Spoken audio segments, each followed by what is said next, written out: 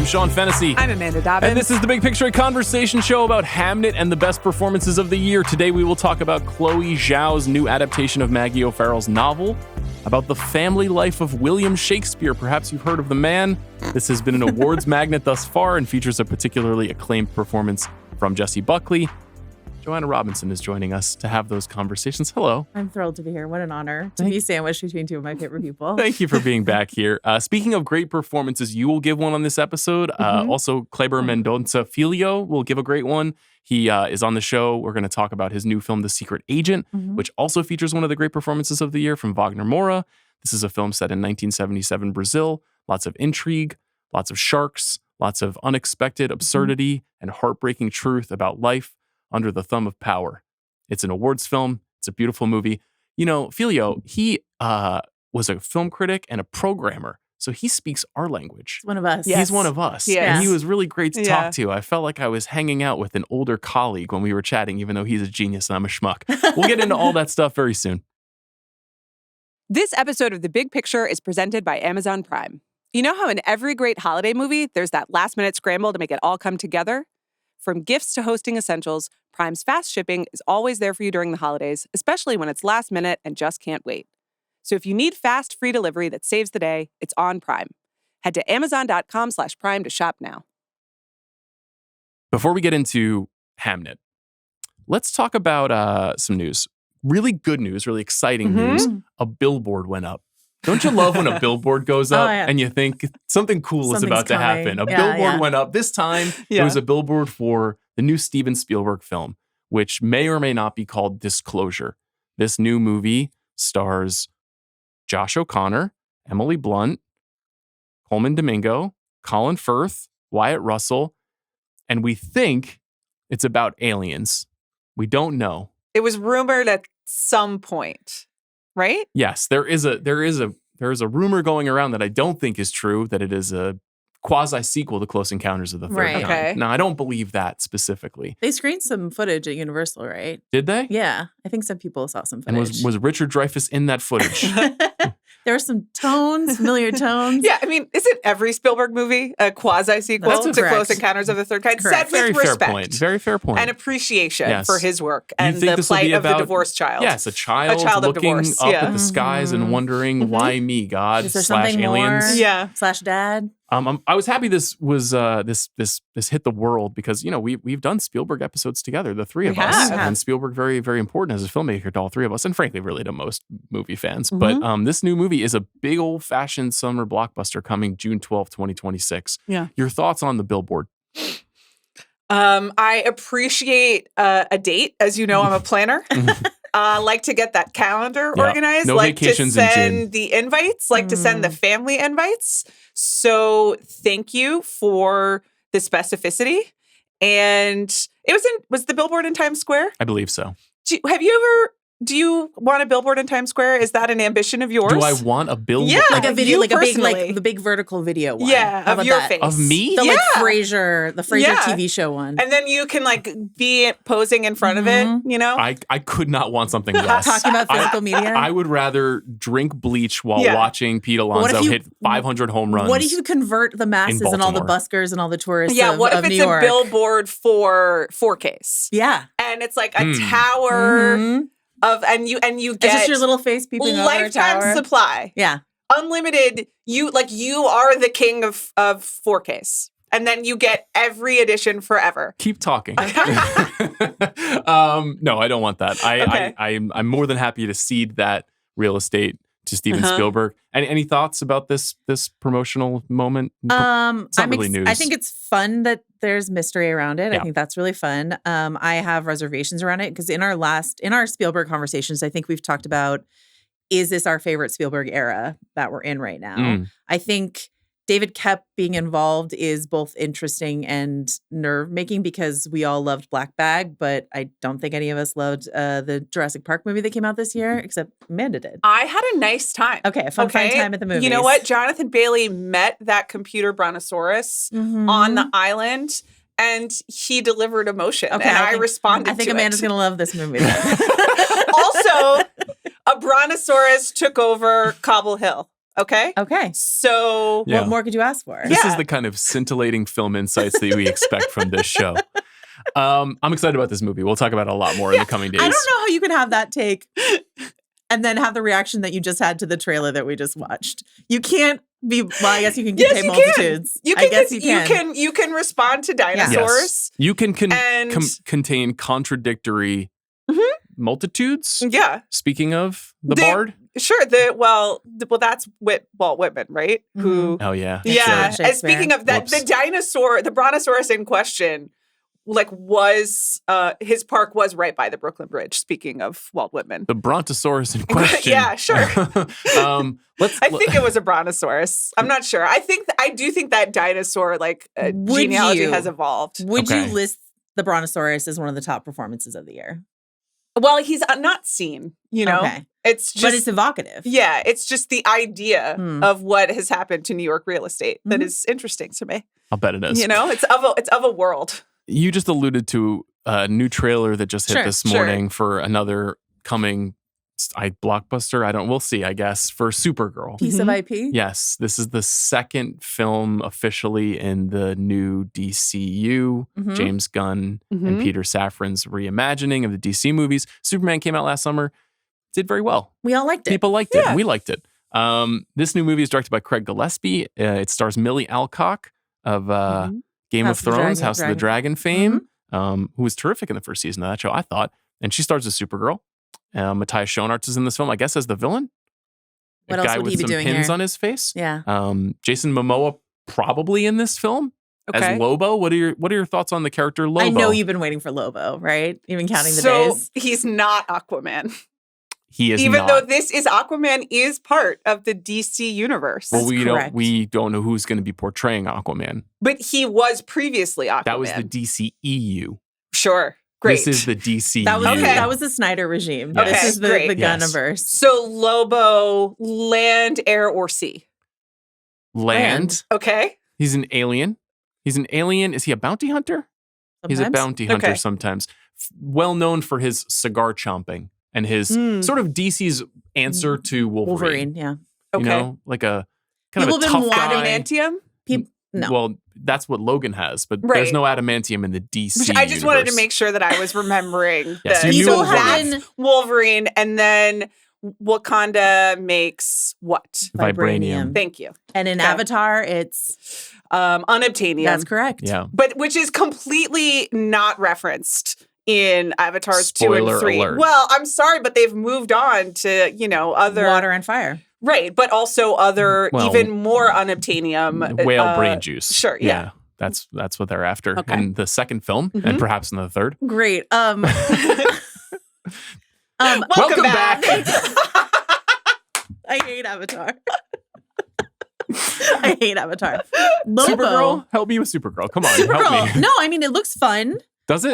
Like a fun time at the movies, Yeah, right? it looks Like it doesn't look. It looks kind of standard, which is not what you want. Well, you want it to be special. It's interesting. I was interested to see if they were going to try to sort of invoke the birds of prey, and they are in a way that I'm surprised because that film didn't go over super well. But doesn't this trailer feel like it was trying to do exactly what that film marketing campaign was trying to do?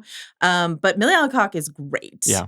And her like Tousle doesn't have her shit together, but her beachy waves look good. Hair is doing a lot of work in this trailer. So I think it'll be fun and fine. Yeah. That's what I think. But it won't have that extra juice that Superman had, which is James Gunn accessing a level of heart that we weren't expecting I wasn't expecting he would be able to get to. So. I think you're right. It's an interesting gambit for DC in general to say, okay, on the heels of the relaunch of this with the biggest franchise, I guess the second biggest character, at least in the movie world, now we're going to do Supergirl and Clayface. And we're going to kind of lower the stakes a little bit and lower the expectations because these are lesser known characters. They're smaller movies. Craig Gillespie, not really a filmmaker I have a lot of time for, to be honest with you. Tends to make zippy, entertaining, but very empty movies. And that's kind of the vibe I got from this trailer, but we'll see. Maybe we'll like it. I think fun time at the movies. Yeah. Okay. You didn't want to ask my thoughts? Well, what are they? I Googled something to get them ready. What did you Google? Yeah. So Jacob Elordi recently gave an interview to Vanity Fair, and he was asked about AI and filmmaking. I see. And he gave the following answer, which does apply to my feelings about AI and filmmaking, but is also has a broader application. So as a human being, I have no tolerance, not even being asked about it. I just have no interest in it at all because it's so fucking boring. It goes on. It bores me personally. As far as I'm concerned, I would much rather kiss on the beach and read a novel and be sunburnt. But brontosauri Sure. and whale brain juice, listen, you have a lot of time some for. things bore me. No, also the whale brain juice. I like the whales in Avatar, but not the brain juice. Yeah. Okay. No, well, I think that they should get to keep their brain juice. I'm pro animals. I don't think that's a controversial statement. But not having to talk I'm about going the other way. I want more brain juice in my home. Yeah. So it doesn't interest me. I would rather kiss on the beach and read a novel and be sunburned. But you someone better make me that hat for Christmas. But you did like Superman more than you thought you would, right? I did. Yeah. I liked I thought that David Cornsweet and Rachel Brosnahan were like very good, and they like had a certain charm. But like once it got away from the pretty essential like goofy boy and really on it girl, and I don't know, I have some feelings. And like the more we got into the lore and the world building and all of the fighting and the CGI river or whatever they're on, the less I was compelled by it. So it's one of these things, like the closer we get from the cortex and the more we get into the fan service, just the more interested I am in a novel. Keep it grounded. Yeah. In like brontosauri and whale brain. Sure. I mean, brontosauri were real people.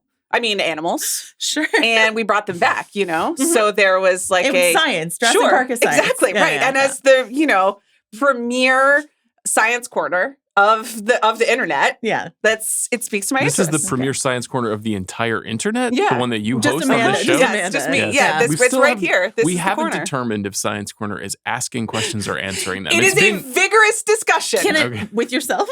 And sometimes with him. Kind of checked out most of the time when she starts going off on that. Speaking of sticking to the text and staying grounded, let's talk about Hamnet. Okay. This is a big one. This is one of the most important movies of the year, and I've said that a few times on this show this year, at least relative to something that we cover over a 6-month period, which is the Academy Awards and prestige film and serious filmmakers. We've had an Academy Award winner directing this movie. This is Chloe Zhao's first film since Eternals, a film that I thought was quite poor. Very bad.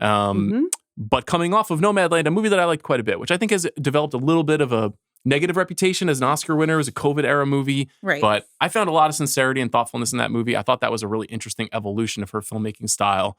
So, I try to be very open-minded about her despite coming off of this MCU car crash, which she has also spoken about quite a bit. And she's taken on this interesting task. She's adapting a really well-loved novel by Maggie O'Farrell about a tremendously famous person in our literary history.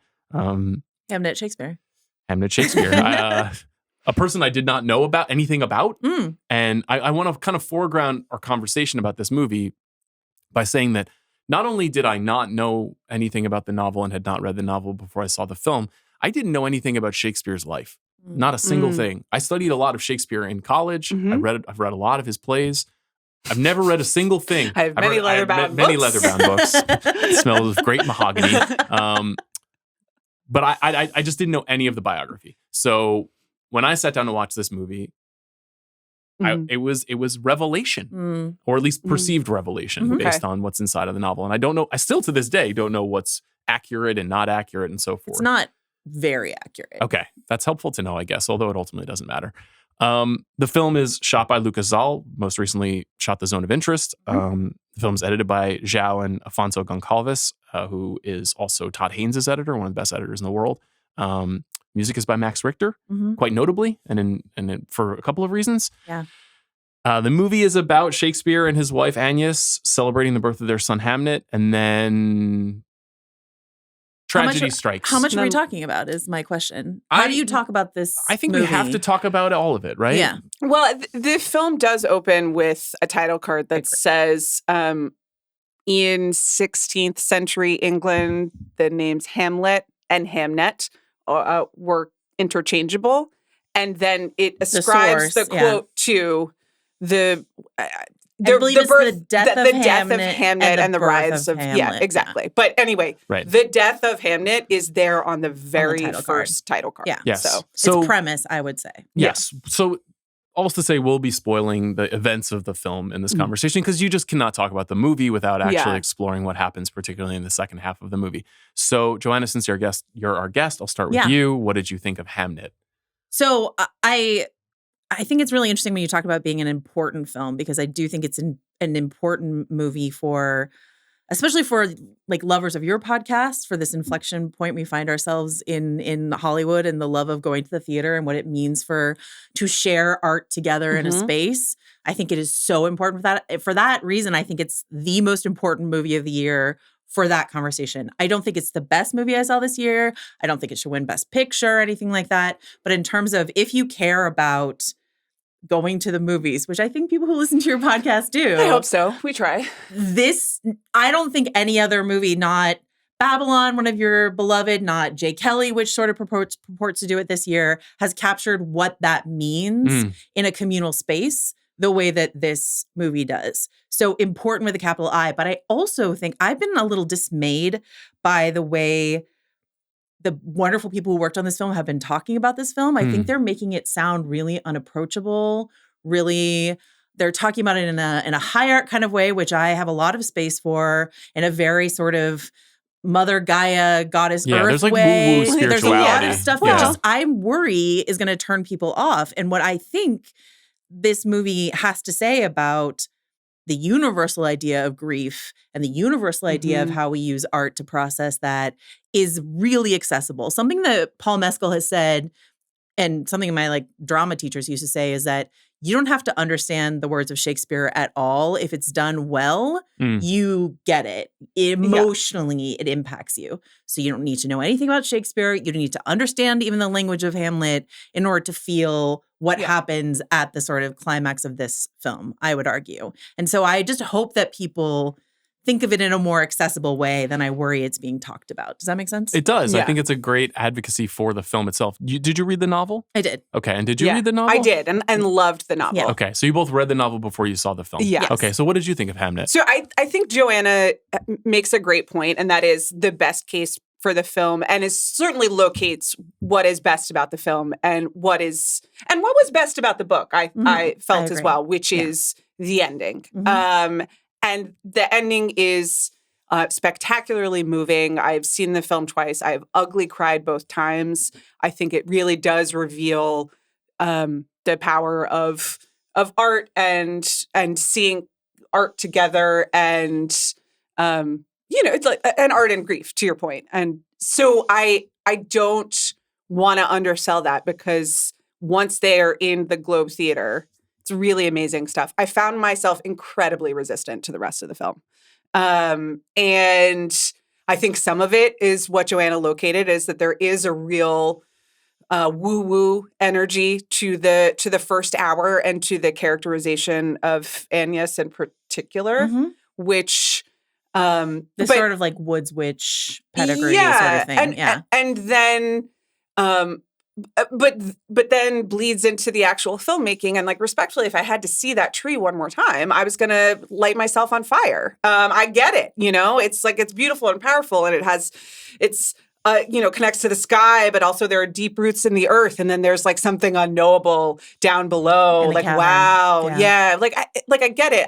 I've been thinking a lot about what works for me in Train Dreams, which is a not dissimilar movie, and what doesn't work for me in Hamnet. One of them is that I didn't read Train Dreams the novel, and I did read Hamnet the book, though I really don't think that my concerns are about the adaptation or what it leaves out of the book. It is about just what the film chooses to emphasize, and also how it communicates the information, which I found to be very obvious, very tell, don't show.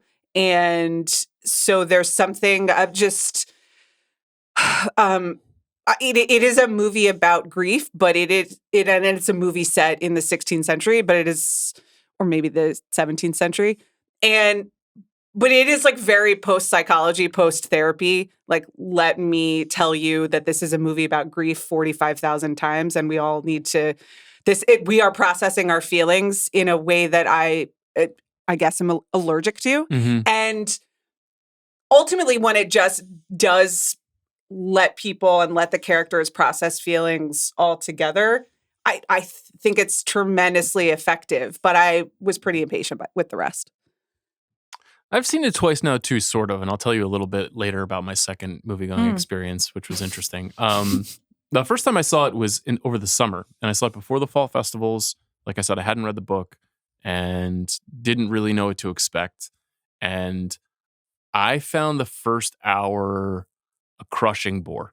Mm-hmm. I found it really hard to get inside the story. I found Zhao applying her filmmaking style, which is very bound by nature, the natural world, and the way that kind of human beings both try to coexist and also trample on it, which is something that's like pretty consistent throughout Nomadland, throughout all of her films, The Rider. But it felt like she was trying to get her arms around like maybe a more traditional Hollywood style of filmmaking. We should note Steven Spielberg is one of the producers of this film. Felt like her trying to access some of the more distinct structures of like a prestigious Hollywood movie. Emily Watson as like a stern woman in a household, like some things that just felt like you might see in a Miramax movie in 1996. Yeah. Emily Watson's 100%. One scene is dynamite. Yeah. So, but the second half of the movie, the first time I saw it, absolutely just killed me. Like I went from being like completely checked out in minute 47 and like thinking about my grocery list, which is something I really try hard not to do while watching films for this show, to being similarly like just devastated by it, and not just by the death of a young child, but by the communication of how some people choose to reckon with their feelings and how they cope. And I think it's a really interesting movie about coping. We use the word cope a lot in our culture as like your team just lost in the World Series cope. Yeah. But there's a variety of versions of it. There's both Agnes and Shakespeare's version of it. There is even small things like actors trying to get performance right and trying to cope with feedback that I think is like pretty insightful and well observed. And then I agree that like the final 20 minutes is just this absolute sledgehammer. Like, and I don't want to overestimate how hard that is to do. Like, it's manipulative, and there are manipulating factors that are applied to it. We can talk about the music, we can talk about the performance style, but to garner emotion is not to be overlooked. I think a lot of critics tend to say like that's cheap. I don't see movie watching that way. I think if you can catch me, you can catch me, and that matters to me. So I find myself like really split on the movie. I think it's like good. I think it's good. I don't think it's great. I don't think it's bad. I think it's just good. I absolutely get that take. I would say the first hour and a half are so for me, and I understand that particular strain of so for me is not for a lot of people, and I get that is like it's just a fastball down the middle for me, and then the rest of the movie is, I think, for everyone. And I am curious to hear about how you guys saw it, because I saw it at a festival screening in a room full of strangers. Like, I didn't go with anyone. I went because I was working, went to the festival, surrounded by strangers. Weeping in a room with strangers. I don't know if you've ever heard this before, but heartbreak feels good in a place like this. You know what I mean? Just like, you can't underestimate how powerful that is. And Chloe Zhao is a filmmaker that I have never responded very well to. Not Nomadland, not The Rider, certainly not Eternals. I was really worried when I heard she was taking on Buffy the Vampire Slayer, which is one of my favorite properties. I was like, no, thank you. And so I had maybe lower expectations for this than I would if it were a different filmmaker. But I think I find Jessie Buckley and Paul Mescal sort of like endlessly watchable personally.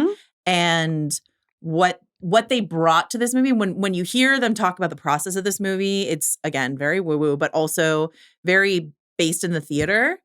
And it sounds like both Buckley and Mescal brought a lot of their own ideas to the property, and Chloe Zhao said, okay, go ahead. So some of the biggest moments for me, like William talking to his young son Hamnet, and say like, will you be brave? This moment that just like actually really got to me was an improv that Paul Mescal did in rehearsal, or the whole closing sequence in the Globe, a lot of which was directed by Jessie Buckley improv. So there's a lot that these particular theater-based performers brought to the table that I think overrode the sort of arid way that I usually respond to a Chloe Zhao property. These are very emotive performers in everything. Mhm. They're famous for that. Right. So I think that helped me access it. But I'm not surprised to hear the way you guys felt about the rest of the movie. I like the performances too. I like both, which I think there may be some feedback Some on. split opinions. I did not like both. Yeah.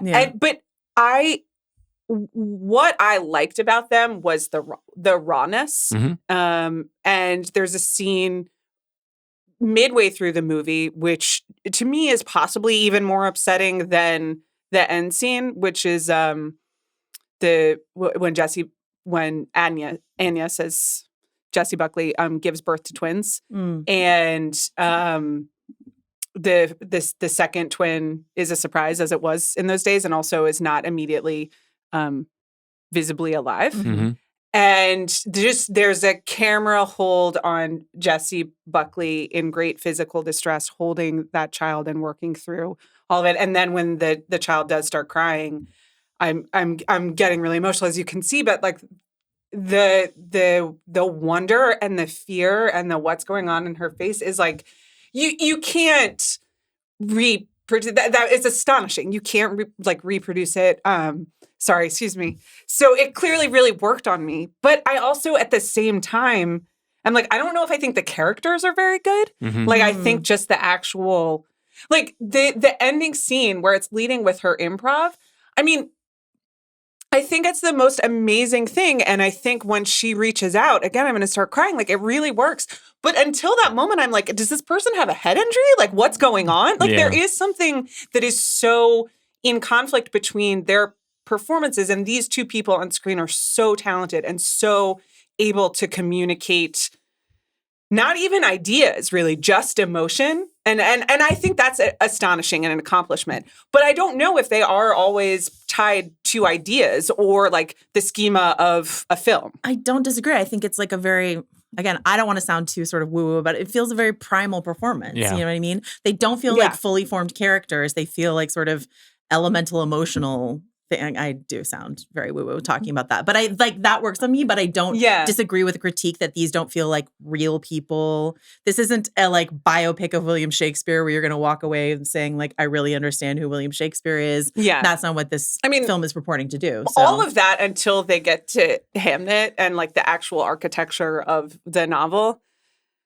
is like straight up embarrassing. Like with the exception of the scene in which, like, Paul Mescal is doing, as Shakespeare is doing Hamnet rehearsals, and it's Noah Jupe is playing Hamnet. Yeah. And he keeps correcting him, and then he does it. And that was the one time where I was like, oh, yeah, Paul Mescal, like, is trained in the theater and can, like, do Hamlet if he needs to do Hamlet. It's one of my favorite scenes in the movie. It's really great, and he's really good in it. But every other, like, winking, I mean, you know, they jam in The Rest is Silence somewhere. Rosemary for Remembrance. I'm sorry, do they have him recite to be or not to be in the book? I don't remember it, but I almost, and it's not Paul Mescal's fault, but what are we doing? Well, yeah, I mean, it literalizes this idea of mortality that's in that speech where he's literally standing before the water and considering whether to give himself over to the earth, you know, and that's like kind of a big theme of the movie is we are a part of the earth and we are like coexisting and we are meant to be living inside of trees and on the open land, but we're not. We're like these kind of savages who build and destroy. And that's just a huge thing in all of Chloe Zhao's movies. And she's trying to like kind of hammer that, I think, on top of the dramatic framework of the novel and the characters. I don't know. Mescal to me does not emit vibrant wit. And like that is something in Shakespeare that I think is a kind of vital component. You're a Joseph Fiennes guy. I wouldn't say that. I wouldn't say that. Even though there's a little bit of Shakespeare in love in this movie. Maybe not enough, actually. Maybe not enough like zip in the film. But I think when it is attempting to really make you feel, it really works. I'll tell you another scene that I really liked that was along those lines was when he's writer's blocked and he's drinking. Oh, yeah. And he's sitting at the desk. Yeah. And he's like, I've had too much to drink. And he just doesn't know what to do. And he's just kind of like, got his head in his hands. And he's like, don't touch me. She's trying to help him. Yeah. And there's nothing that she can say to him to help him. Yeah. You know, we've all been there. You know, like it happens. Like that's a very relatable moment in that movie. It was interesting to me to hear what you guys thought about this, because there is inside of this a story that I feel like you both really respond to, which is like the great man burdened with greatness. The like, I have to create the bomb or play table tennis or whatever it is, or else I'll die. You know what I mean? And so like that part of it is like, I have to go to London or I'll die. It's true, but that isn't what the movie is. Like that is an idea that is in the movie, but this is not William Shakespeare's movie. It's Agnes's movie. Right. Yeah. And I more or less agree with all of the plaudits that Jessie Buckley is receiving. Listeners of the show know Jessie Buckley is one of my favorite actresses alive. I think she can do anything. I think she is absolutely magical. And I think she pretty much puts the movie on her shoulders in the final hour. But it's interesting to have William Shakespeare and all of his words and works be so center of the structure of the story, but then not feel his energy, I guess. I you know, maybe up until that final 20 minutes when, of course, like literally watching his work performed and then intrinsically woven into his life. Maybe some people will say they closed it, like they landed the plane, they nailed it, but for the first hour and a half, I was like, this doesn't even feel like Shakespeare at all to me. That thing that you're talking about in terms of like that, which I usually hate. I have an allergy to that magpie sort of. It's in Blue Moon a lot, and it really bothered me in that movie. That sort of like, oh, I'm going to take that, I'm going to take that, I'm going to take that, and put this into this great piece of work that you're all familiar with. Yeah. But there's a purpose to it inside of this one, because it's important for her to recognize these shared things that have been in their lives that are now inside of this play. So like it had a purpose to me more than a clever winking, you know that this is a line from Hamlet. And that actor instruction scene, that's a Hamlet scene. You know what I mean? So there's just like, there are ways in which it hits you like an anvil, and then there's a way in which it's sort of more subtly woven in a way. But like that kind of thing usually really bothers me. You know, sometimes it works and sometimes it really, really does not. Yeah. As in the to be or not to be seen. And then when they make poor Joe Allen, long-suffering Joe Allen, just to show up and be like, we are looking for William Shakespeare. I mean, it's real, you know, Leo in Once Upon a Time. Like, we know who it is. Let me tell you briefly about my two movie-going experiences. This normally wouldn't be very interesting, but I'm going to share it. The first time I saw it on the lot at Universal, and it was at a theater I'd never been to before, and I got lost. And on the way to getting lost, I ran into Mia Livicino, who works at Letterboxd, friend of mine, and she was also lost. And we didn't know where the fuck we were going. And we were very confused. We were kind of laughing, like, oh yeah, and like in theory, this is a huge movie, but we're just like stuck in the middle of this giant corporate park. And we walk in and we were like 38 seconds late to the movie. And we sit down and it's a weird screening room with like 25 seats, but they're kind of half couches, half lounge chairs. And, you know, that part might have been part of the reason why I was a little bit disengaged at the beginning of the film. And then the film ended and I saw Mia and we were both just like real mess. Really like, fuck. Like this really hit me hard, you know.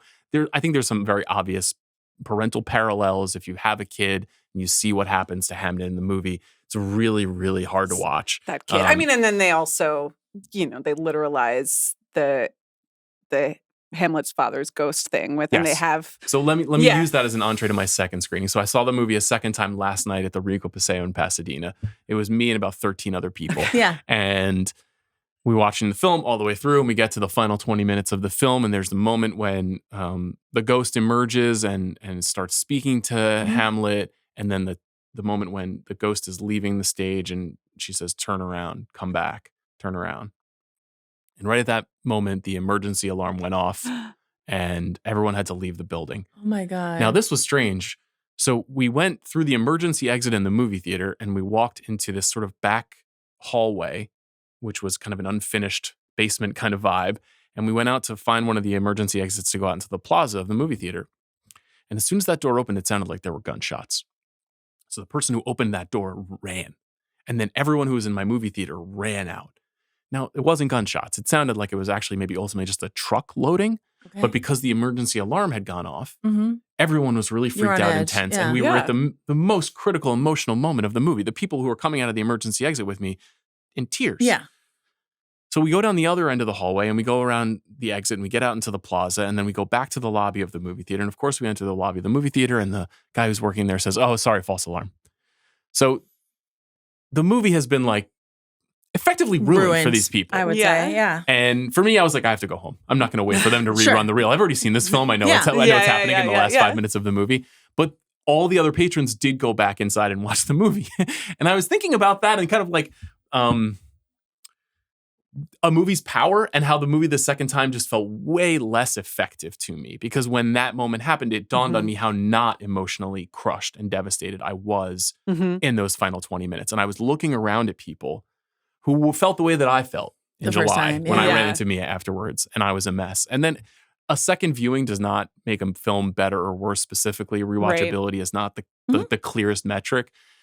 But I was reflecting on it because I didn't know anything in the story. And so not having read it, I was like, part of what really worked on me was just revelation. Was just understanding what influence this experience had on Shakespeare. Presumably, you guys can tell me if that's accurate or not, if he wrote Hamlet through this experience of loss. Yeah, but according to the novel, at least, which according to history, his son Hamnet died. He wrote Hamlet. That happened. That's what we know. Yeah. So I think for me personally, I think all of those things coming together, the loss of a child, the way that you process art through grief, the way that this character in particular kind of couldn't find a way to connect with the people he was closest to, but could connect with the artist who could realize his vision. Yeah.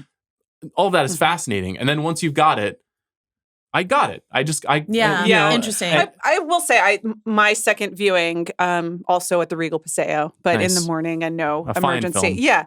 I was kind of like, it's not going to get me this time. Yeah. You know, it was like 11 a.m. after the Golden Globes nominations. And I was just like, I got this. And even going through the Globe scene, I was like, no, they won't touch me. And once Jessie Buckley reaches her hand out and then everybody reaches their hand out, I was like, well, there is something very primal here. Like, I'm gone. I got. So I do think that they locate something very powerful in that last scene. What I think is really interesting, I love the discussions you guys have had this year about, there are so many movies this year that are about being a parent, right? There's a lot of mom movies, a lot of dad movies. Yeah. There's something, I'm not a parent. I have no plans to become a parent. And there are sometimes those movies that are so focused on parenting that can be slightly alienating to someone who hasn't had that experience. And I just don't think that that's true of this movie, because they're tapping into something true about grief and true about art that is universal. I totally agree with that. I did want to talk a little bit about the Max Richter aspect of the film. So Dirty Pool, honestly. Celebrated composer. There is lots of original music in the film from Richter. The musical cue in that moment when Agnes reaches forward and there's this big swell and thrum in the theater and the power of Hamnet is being conveyed.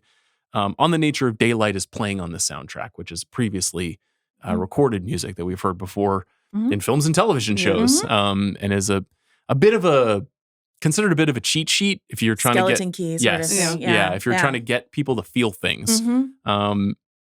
So you said Dirty Pool. I did think so. I love this movie. I wept through that. When that track started playing, at this moment where they had me, I was like, you didn't need to, though. You didn't have to add On the Nature of Daylight on top of this. But Jessie Buckley said in I think it was a THR Variety interview, that she was like processing the scene they shot over 8 days, and she was listening to that track in her car, and she was just sort of like, this is the one. So there was like at least a slightly honest, organic way in which it came into the mix. But I 8 days. I know. Can you imagine? Yeah. But how many times did Paul Mescal have to cake himself in like white goo? But like, I think that, I think it would have been maybe even stronger to have an original piece of music there that we could forever identify with just that moment. And when we hear it, when you hear that Max Richter score going forward, we're like, oh, it's the end of Hamnet score. It's going to get me, you know? Is it possible, though, that this becomes what that piece of music is best known for? Because most people don't know that. Most people don't really know this piece of music, or wouldn't be able to name it at least, or identify who composed it. And there was a part, and I think that maybe dovetails a little bit with a conversation about kind of what this film is going to be and what it is. I just think Arrival sort of owns it. Okay. That's what I think. Okay. And, you know, I wish that Arrival had a broader acceptance rate in the world at large. But I think it was a successful film, though. Sure, yeah. I feel like for the big pick audience, Arrival is like one of the great it should have been sort of movies, 1,000% for me. It's Amanda's favorite Nolan movie. Yeah. I guess you're right. And I guess Villeneuve going on to become like a huge deal means that maybe that movie has like a little bit more of a I feel like it's always brought up as legacy like books or something. Yeah. But I'm kind of curious what's gonna become of this film in particular. Like a movie like this 30 years ago would make $200 million. Well, that's because Harvey Weinstein would be behind it, and he's not. And so I'm actually, from Telluride, Jessie Buckley was anointed as she's going to win Best Actress. Right. I no longer feel that is certain, and a lot of that has to do with sort of the way the campaign has already been orchestrated. Interesting. I don't think they figured out a way to talk about this performance. Rose Byrne coming? Rose Byrne is so far kicking at her heels, you know what I mean? Yeah. And so I don't know though. I've watched a lot of TikToks of her and Paul Mescal doing absolutely every single charming thing. Oh, they are. Possible. I mean, they're doing the work. But I just think over time, I hope that's true, and I hope as more and more people watch it. But to that sort of communal viewing experience, I think if you see it in a theater with other people, this movie has you and Jessie has you. Mm-hmm. Like Jessie makes the case for herself if you see this movie in the theater. Yeah. If you watch it on a screener at home, middle of the day, if you're an awards voter and you didn't go to the theater, and this is something I always think about with awards, like, does this hit the same way if you got bored by the first hour and a half and you're not in it and the ending happens and you're just sort of like, okay, it happened. Do you know? I'm really not sure. I think part of the reason why, at least from an awards perspective, it has a strong chance to do well is it is a counterpoint to a lot of the other films that are at the top of the heap, which are very male. I think it's going to be nominated across the board. Yeah. I don't doubt that Chloe's going to be nominated. I don't doubt that it's going to be nominated for Best Picture. The mentality I had from an awards point of view, which is not maybe the most useful way to think about anything, but that Jessie Buckley was going to win and that was going to stand for we're honoring Hamnet with Jessie Buckley winning. And then One Battle is going to take everything else. That was my perception as well. Right. And I just, in the last couple of weeks, I've just started wondering if it doesn't feel as cemented as like the Renee Zellweger out of Telluride narrative did or something like that, where it's just sort of like, we're running the board. So strange. It was bizarre. Maybe the single weirdest one since we've been doing the show. To this day, I don't understand how that happened. But she doesn't have like the Olivia Colman, I can just like talk my way to a win for something like this. The Mikey Madison, I'm new. Isn't this interesting and exciting? I have a long career and you're awarding me for my long career. She's somewhere in the middle. And it's a challenging campaign. And I think she's amazing. She's given some great speeches she's been awarded in a lot of festivals. And I'm pulling for her, and I want her to go all the way because I love her and I think she's incredible in this. I don't know. It's interesting that you say that. I still think it's her all the way down, but to me, I feel like weirdly Chase Infinity has as much of a chance to upend that narrative. The Rose Byrne performance is incredible. We've talked about If I Had Legs, I'd Kick You. That's still a very small movie. No, I agree. That's a hard movie just to get through, to your screener point. I agree. I agree. Whereas I'm not sure if Chase Infinity even is really in a lead actress role in One Battle After Another, but she's running a very good campaign right now. And she is the Mikey Madison discovery for this year. So the only thing to Joanna's point about if you're sitting at home in the middle of the day trying to get through your screeners to vote, you can watch 30 minutes of If I Had Legs, I'd Kick You and understand that Rose Byrne is doing amazing things and then turn it off. And I think if you turn off Hamnet before she's you get walking to the in the woods. I mean, and she's wonderful. I think that, she is your favorite, Sean, but she is a lot of people's like secret favorite. I think there are a lot. There's like she's Meryl Streep thing. Yeah, a lot of people have been waiting to vote for her. I agree. I think she was nominated for she's already nominated. That's going for her. Yeah, I agree. I think there is a little bit of a collective amongst cinephiles and people in the industry that's just like she has chosen one energy, and this would be a way to kind of get that out of the way early. Where it's like let's just be cool with every time she shows up in a movie, she's really great. Yeah, but she's not like a proper star. Correct. That's kind of why I compare her to Meryl Streep. And she doesn't want to be. Right. You know what I mean? And so that's... I didn't even know that she had a kid. I didn't even know she had a partner. Like I don't know anything about her is my point. Like even though she's somebody who I will always watch in a movie, but I learned it afterwards because she talked about making this film and being a mother. But that's one of those things where like usually you know a lot about the people that you're really interested in when you host a show like this. Sure. I didn't know anything about her. She was pregnant when she walked on stage at Comic-Con. Not Comic-Con, CinemaCon, whatever. Yeah. And I said to you, oh, good for Jessie Buckley. She's pregnant. She's wearing a lot of loose menswear. No memory of that. No, I mean, I said I'm happy for her. Okay. Is Timothée Chalamet a father? No, though possibly stepdad. Yes, that's right. Good point. Not possibly. The dad is stepdad. They made their public debut this week. I still don't know if those children if he's met those children, but different conversation. Me too. I doubt it. Yeah. Is Tyga the father? No. Isn't it Travis Scott? Sure. Kylie Jenner, Travis Scott, right? That sounds right. This is not my area of expertise. Okay. Do we want to talk about Hamlet more? No, I'm just kidding. What else do you want to say about Hamnet? Anything else? I don't think so. I think I've made the best case I can possibly make for this movie. Mm-hmm. I think you made a great case for it. And I think, honestly, if you just watch the last half hour, you might get it. But I don't recommend that be the way that you ingest a piece of cinema. No. I wonder if you watch just the last hour, though. But I would recommend going when to are you recommending people turn it on? Like what scene? 4 a.m. No, what scene turns it for you? You have to see Hamnet there's a really alive. There's a really interesting scene where Hamnet wakes up and he discovers Judith in bed, his sister. Yeah. And she's ill. Mm-hmm. And the camera is sort of very gently moving to the right in that room. And Zhao creates this sense of dread in that sequence. And it's really effective. And it's very simple what she's doing. But, we already mentioned, if we didn't mention Jacoby Jupe, he's incredible as Hamnet. For a young boy to be giving a performance like that is amazing. So good. He's very, very Noah good. Jupe, his brother, playing Hamlet is incredible. And there's the moment of reaching out from the audience, right? Because Agnes is having this personal response to this art and then has sort of swept the audience in with her personal response. And they're reaching out. And Noah Jupe, as Hamlet, his moment of being an actor and seeing his impact, even though he doesn't even understand the full context of his impact and is sort of shock, but he continues the performance. Noah Jupe is a stealth weapon of this movie. I think that not enough people are talking about. I just think he's really good.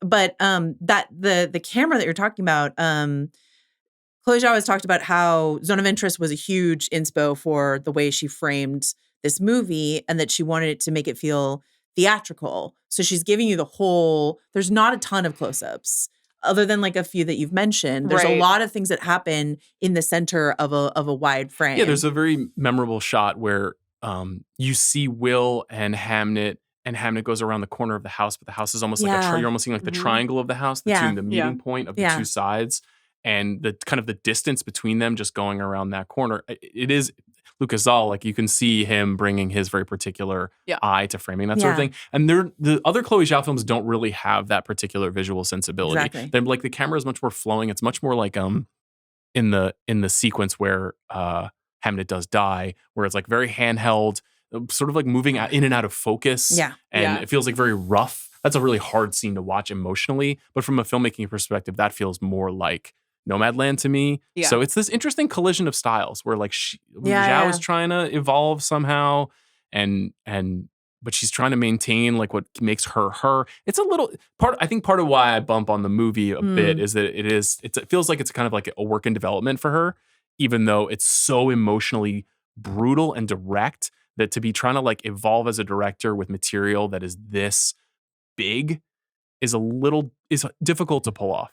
That's why I think it's correct to honor this movie by giving Jessie Buckley an Oscar and not. I mean, I there was some early fears in Oscar season that Hamnet was going to come and steal the thunder from One Battle or something like that, or doesn't Sinners. really feel that way right now. It doesn't seem that way anymore. We've had it at number 2 in Best Picture Power Rankings, but I think it's going to slide down next time. Yeah, I'm curious. I do wonder because there is the one thing that this film will speak to the older Academy. There's still a lot of people dwindling. They're dying. Yeah. They're dying every day. We all die, and that's what Hamnet's about. That's absolutely right. Okay, let's talk briefly about The Secret Agent. As I said on the episode last week, this is right near the top of my top 10. It's wild. I think this movie is really, really cool, and it does something that it does a couple of things that I really enjoy. It's based in the real world. Yeah. But it is using all of this wild genre convention and absurdity. And it's very silly, but it's also deeply sincere and painful. And also a kind of a thrilling crime movie and an assassination conspiracy plot and a movie about corporate malfeasance and also about a dad just trying to get back to his son. It's a lot. It's a 2 hour and 40-minute boiling pot of stuff. It definitely feels like a movie made by a guy who's obsessed with movies. But I'm really into what this filmmaker is trying to do and the way that he's trying to mix everything all together and make it work. And Wagner Moura, I remember very vividly in 2018, we went to Sundance, and the only actor interview I did at Sundance in person was with Wagner Moura. Just because I'd seen him on Narcos and I was like, he seems cool. And I don't usually book the show that way. I'm not usually we don't talk to actors very much, much more filmmaker focused.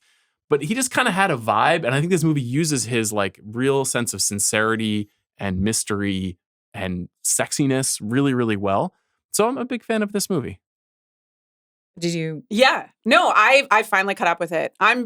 I was very into it as well. I think what surprised me and what recommends it to me is that it is all of the very sexy, exciting, things that you said. It's a thriller, it's government conspiracy, but it is also just a hangout movie. Mm-hmm. It is very loose. It is about this world, the northeast part of Brazil, in the 70s, and it has a real sense of place. The production design and everything is amazing, but you feel like these people, and it is silly. It's you and Adam Naiman both compared it to One Battle After Another because of it's about dads and political resistance. Mm-hmm. And I think that that's an apt comparison, but there is also a real Paul Thomas Anderson vibe to it's clear that's where Filho comes from, and he's recreating his world with a lot of love and wry observation and a sense of humor in a sort of absurdist way about what's going on. So it's weird to say it was a cool place to spend time because it is about a very dark period in Brazilian history and is also, as you said, about murder and corruption and loss. But Doña Sebastiana, is that her name? Mm-hmm.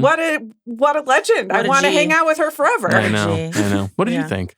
I did not love this film, but I think I had the sort of Hamnet experience you guys had where I love Wagner Moura's performance, and especially there is an element of this story where the ending really underlines, without spoiling it, underlines what an incredible performance this is. I was watching it and I was like, this is really good, but are we sure about this actor? And then it flips and I was like, exactly. Yeah. So I was sitting here, I was like, I love Wagner Moura. I'm never going to be mad that he's going to be nominated for an Oscar perhaps or whatever. But I don't get why it's for this film. And then I saw the ending and I was like, okay, I understand. Yeah, I don't want to, this movie's been even far less seen than Hamnet thus far, so I don't want to spoil the additional devices that the film uses, but it's pretty clever. There's a lot going on here, and I think this movie will not be for everybody for sure. And it is extremely indulgent in its runtime, but I liked the hang. Like you said, I liked being around all of these particular characters who kind of find themselves living together in this adopted community of refugees. So I think it's really cool. I think the One Battle comp is interesting because the thing that I felt coming out of One Battle was dazed and amazed at how cohesive a movie that should feel so shambling felt. That's how I felt about One Battle. That's not how I feel about this movie, but what that means is that there are sequences in this movie that really, really work for me. Mm-hmm. Like when Wagner Moura and his wife are at dinner with an absolute asshole, or there's just vignettes that work really, really well. But it is so all over the map with its tone and which characters you're following at any given moment that there were some moments where I was checked out. Yeah. But then there were some moments where I was really dialed in. So. Shambling is shambling. Yeah. It's a good, but I felt the Carnival scene when the Wagner Moura character just dancing goes into that. I was like, this is great. Yeah. That seems, I would like to be a part of that. And the color tone, the Kodachrome sort of burnt golden coloring is great too. Yeah. So okay, let's take a quick break and talk about our favorite performances.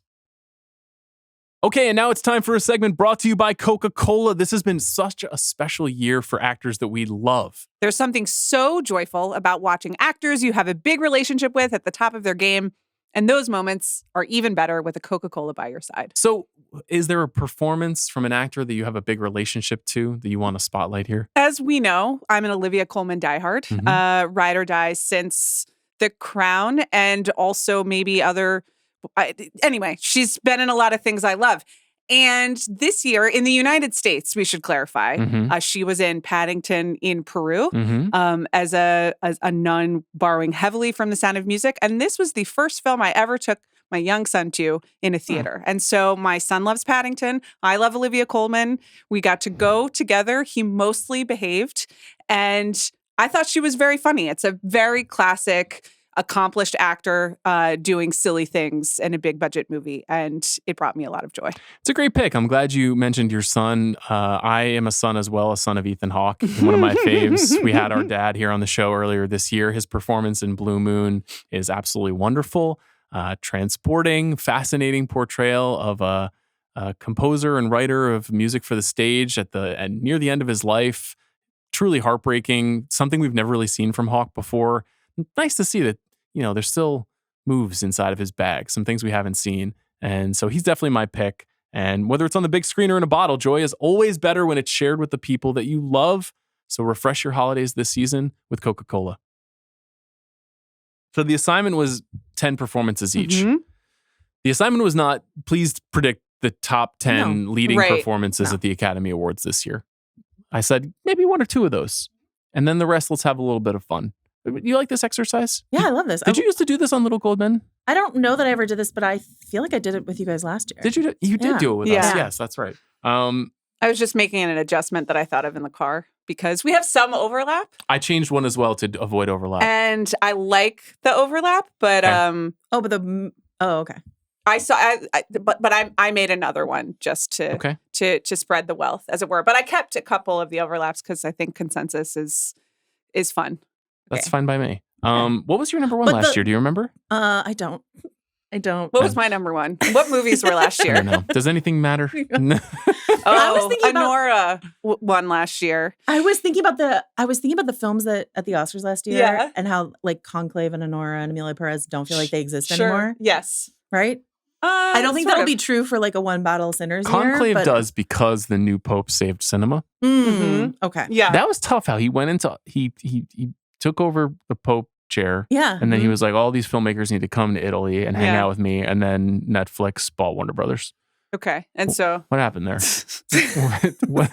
You know what? There is no God. That's what happened. The church isn't going to save us, I guess. God damn it. Who wants to start?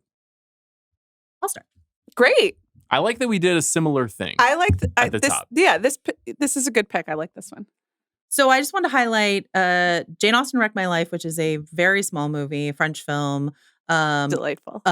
Just absolutely really delightful. Didn't it make you feel like you were in the 90s? Yes. Felt like a 90s, like Next Stop Wonderland, sort of just like cozy indie film. I absolutely loved it. And the main actress, Camille Rutherford, I had never seen in anything. And I just thought she was just like perfect anchor of this. It's not a dorky, whimsical Jane Austen movie, but it is about a woman who works in Shakespeare & Co., right? And gets a fellowship to go work on her writing inside of the context of her Jane Austen fandom or whatever. Then there's debate about whether or not Jane Austen is actually a legitimate writer inside of it, but it's not like take your aunt and have some tea on some frilly doilies kind of movie. It's just like a movie about real people trying to be. Yeah. That's how it felt like to me. But this also is my culture, is indie movies with the words Jane Austen in the title. So it's really a thank you. Thank you for honoring both of us. I haven't seen this film. Yeah. I should check it out. It's really good. Yeah. Do you know any of the novels that Jane Austen wrote? Pop quiz. Can you name all 6 of them? Go. Emma. Yeah. Yeah. Sense and Sensibility. Correct. Persuasion. Yes. Yep. You got 3. I think that's probably all I Okay, can you're name. missing one really big one. The biggest one. The big one. The biggest one. Joe Pride Wright. and Prejudice. Yeah, 4. Sure. Okay. Those are all the ones that have film adaptations. And then the last 2 are locations. Yes. One is like Thackeray Cottage. Correct. Yeah, sure. I don't know the other 2. That was pretty good. Mansfield Park and Northanger Abbey. Yeah. You've seen Mansfield Park I've seen. Wonderful. Yes. Yeah. Starring Frances O'Connor, who I love. Yeah. What's the 6th one? Northanger Abbey. Probably like the least known of I don't know that one. Her earliest. 4 out of 6. Not bad. That's needing to be prompted for Pride and Prejudice is a little tough, but other than that, I'm so 4 out of 6 is one of like I didn't know there was going to be a test on this episode. And it wasn't okay? Shakespeare. Okay. How dare you? Amanda, number 10. Sure. I've cheated and I have 3. It's a collection of performances under the umbrella of really accomplished actors having fun with some budgets. And it is Rosamund Pike in Now You See Me, Now You Don't, Coleman Domingo in The Running Man, and Tobias Menzies in F1. Yes, this is the villain corridor. Yeah, exactly. Yeah. I like it. Coleman Domingo in The Running Man was just It's like, you know, he's awesome. this is so good. This is a great tradition in history when our great, great actors, many of whom have British accents, show up just to be bad guys in a movie. It is a great tradition. It's also a great tradition of I need to add a wing to my home. Yeah. You know, I need a cool million. I need a boat. Yep, I need a boat. Yeah. And I hope Tobias Coleman Domingo Menzies, enjoys his boat. I do too. Yeah. Do you think he got a smaller dinghy for Wicked for Good, like to go with The Running Man boat? I hope so. Yeah. All 3 of these characters are utterly preposterous. Yeah, it's true. They make no sense. They're very enjoyable. They're very charismatic in their own way. They all have the moment also where they get the one scene where they're like, oh, I see why you said yes to this. Yeah, I agree. Or in Rosamund Pike's case, the accent. Did you see Now You See Me, Now You Don't? Guess what I didn't? Can I tell you who she plays? Please. She plays a South African diamond princess. Oh, no. Yes, she does. And she is going for the accent. Okay. On a scale of like Leo and Blood Diamond to an actual person from South Africa, where are we? Leo and Blood Diamond. Mm-hmm. I would recommend it just for that. From the, you know, but like from the British accent to Leo and Blood, you know. Yeah, just all over the map. Okay, my number 10 is also themed. It's These are great. Comic relief inside of comedies. The funniest parts of a movie that I thought was pretty funny. Connor O'Malley in Friendship, my beloved, just truly the funniest person on earth. Best known for his viral videos and work writing on late night television shows, but entering the garage and berating Tim Robinson is one of my favorite things. Hysterical. Also, I think we should still be in Afghanistan. Probably the funniest line in the movie. And then Danny Houston. I was a little bit more mixed on The Naked Gun. I really wanted to love The Naked Gun, but everything Danny Houston did, it's very similar to the Rosamund Pike performance where I'm like, this motherfucker committed to The Naked Gun. Like, he went all in. He's really doing it and delivering absurd lines. He's also very funny opposite Pamela Anderson, whose fake name escapes me. It's like Angela Spaghetti and Meatballs, and he keeps calling her by her full name throughout the entire movie. But these 2 probably made me laugh more than anybody, short of Leo in One Battle. So that's my number 10. Okay, number 9, Joanna. This is the award for just playing himself, but he's always welcome. It's Michael Cera and The Phoenician Scheme and The Running Man. Just when he shows up in The Running Man, my interest just went through the roof, and I just had the best time in the minutes that he is there in that movie. Do you think the movie is better if it's Michael Cera in the Glenn Powell role? Yes. Have you considered that? I kind of do. Yeah. I kind of do. With wigs and accents? Yeah. Doing bits, you know? With fake mustaches and a everything? little bit less punching and kicking. Yeah. I had literally no idea what was happening when Michael Cera was on screen. I was laughing, but I did not understand. He was the son of a dissident who had created a series of traps in his house in the event that the nation state came to attack.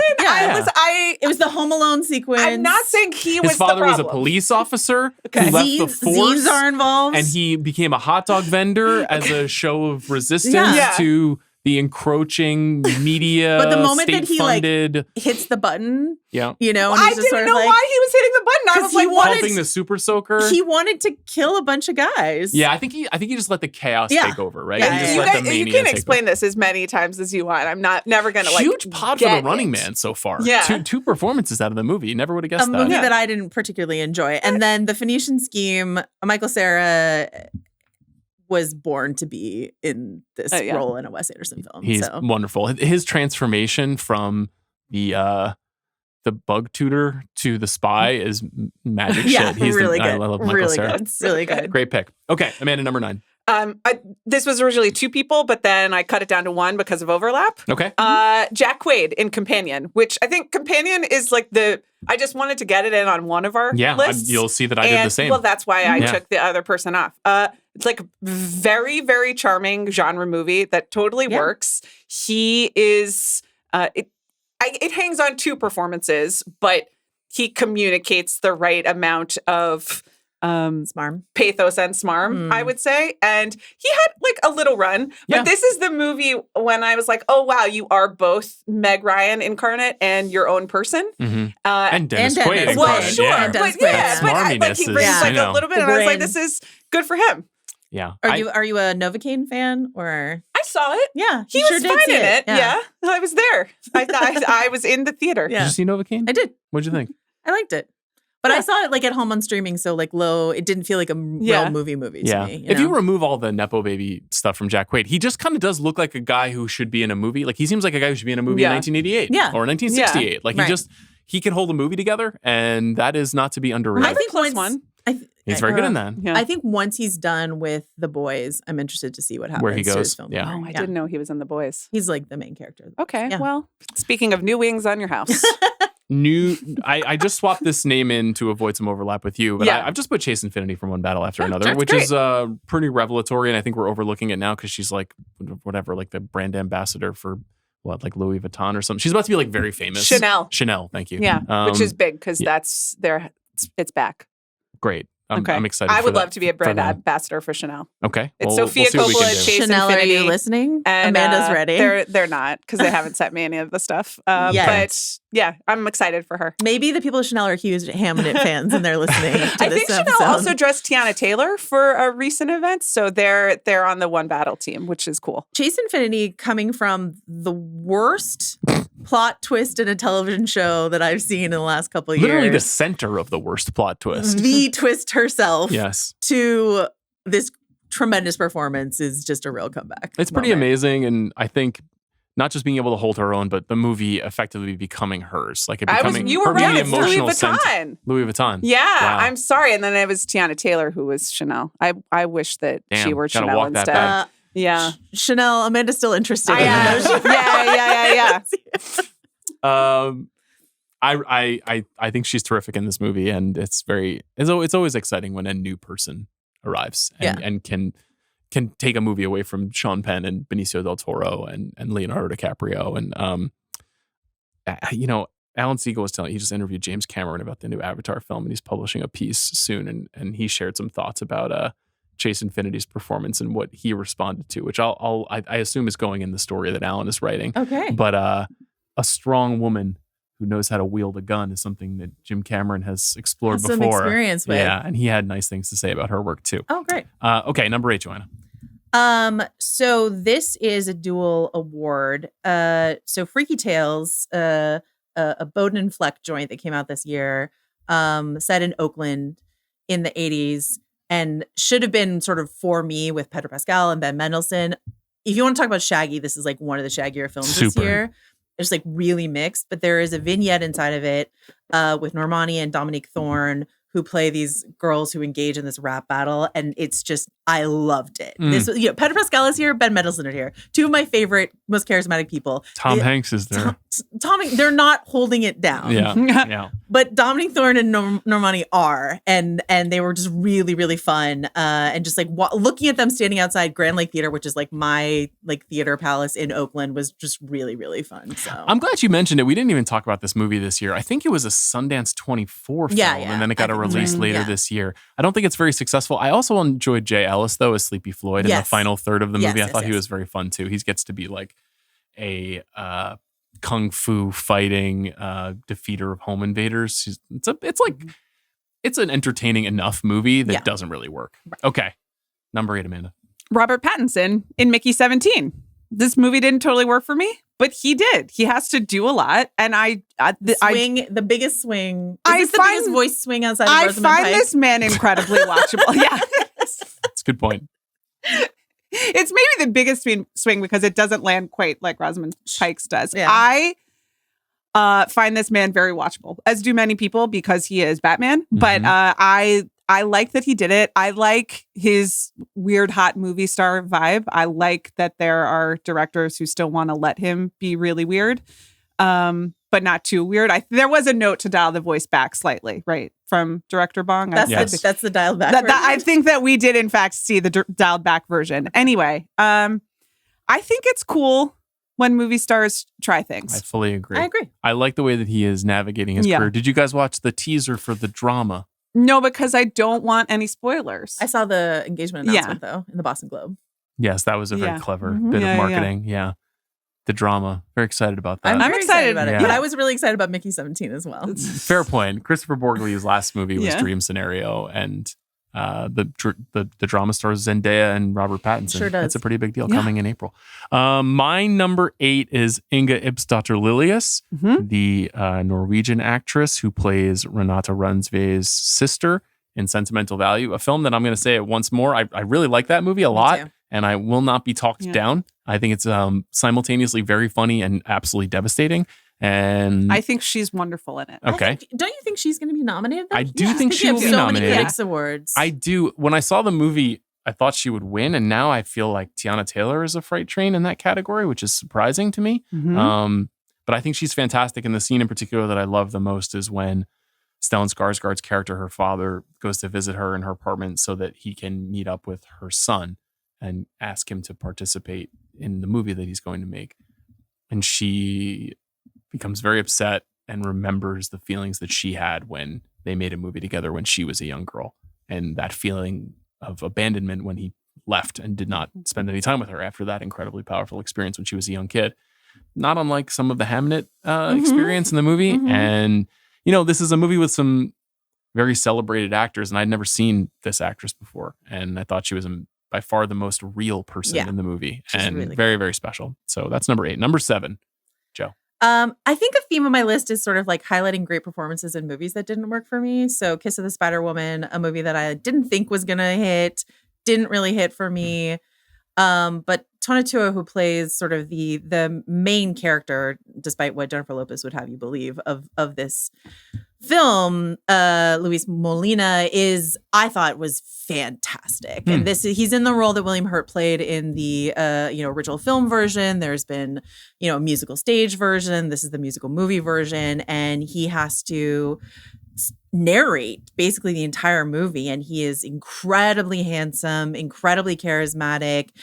I watched this. I had seen the other version of Kiss of Spider-Woman years ago, but I rewatched it after I watched this version. And watching William Hurt do a sort of like swishy queenie, like really over the top version of this character, and then watching this queer man embody this character, I just thought this was like a really, really good like intro to a performer that I wasn't very familiar with. This has been on my list, and I still haven't watched. I've kind of been dreading watching because I know it's like well over 2 hours, and it not a huge Bill Condon fan, and it's not gotten very good reviews. But I will watch it, and in part because of the performance that you're citing, which apparently is quite good. Really, really good. Yeah. Diego Luna's also here. Diego Luna, one of my favorite performers, is just completely overshadowed by this guy. So, yeah. Okay. Number 7, Amanda. Number 7, Keke Palmer and SZA, One of Them Days, which I meant to include on honorable mentions of our best movies of the year and forgot to. Just a really delightful comedy. And there's, I think like the cute version of this list would just be putting SZA on it because she's sort of a breakout comedic star and she's really very funny in this. But the chemistry that she has with Keke Palmer, who's so charming and is like driving the film, is very special. They're great together. This is a delightful movie. I agree. I would love it if it was sort of like the Road to Bob Hope style, sort of where they just like did a new one of these every 2 years. Singapore. Yeah, that would be really fun. That would be great because they're really fantastic together. SZA, who knew? Who knew? Yeah, it's not easy being a comic actress after with like. Does SZA have training as an actor? I don't know. She's just a fun hang. Keke Palmer, we know. Like, we knew about it. We knew she could do that. Anyway, okay, number 7 for me is Josh O'Connor. Just Josh O'Connor, just writ large. Yeah. Just everything Josh O'Connor's doing.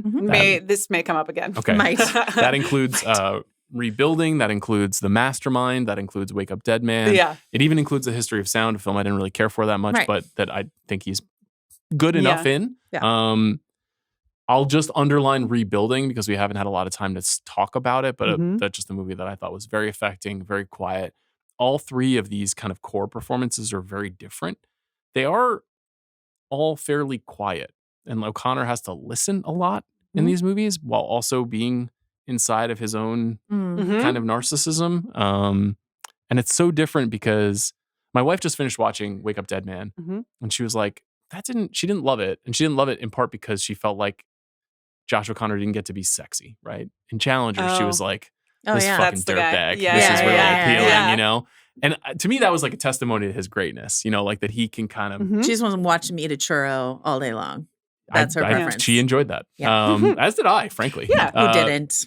But the thighs. His range is pretty cool to watch right now. And it's always fun when just by randomness of the schedule, a guy gets to be in 4 movies at one time. It's increasingly uncommon. But he's been doing multiple movies for the last couple of years. Yeah. He's just really running it. And we know he's now going to be in this Spielberg film, which is exciting. Okay, Joe, number 6. Odessa Azion for Marty Supreme. Ooh, I had this on and took it off. Yeah. It's great. Pamela Adlon has graced us with some great performers, both out of her show and out of her loins. And I thought she was fantastic in Marty Supreme, a movie that I don't think I'm as high on as you guys are, but I thought she was just like really, really electric as Marty's like childhood friend who gets involved in several of the capers along the way. And it is very important because of the decisions that a lot of characters make in this movie. It is very important that you are emotionally with her through some of her decisions. And I just found her really appealing, really funny, really sexy, really all these things, and just like absolutely mesmerizing. This is me right now learning that she's Pamela Adlon's daughter. I had no idea. Yeah. Which is a credit to her.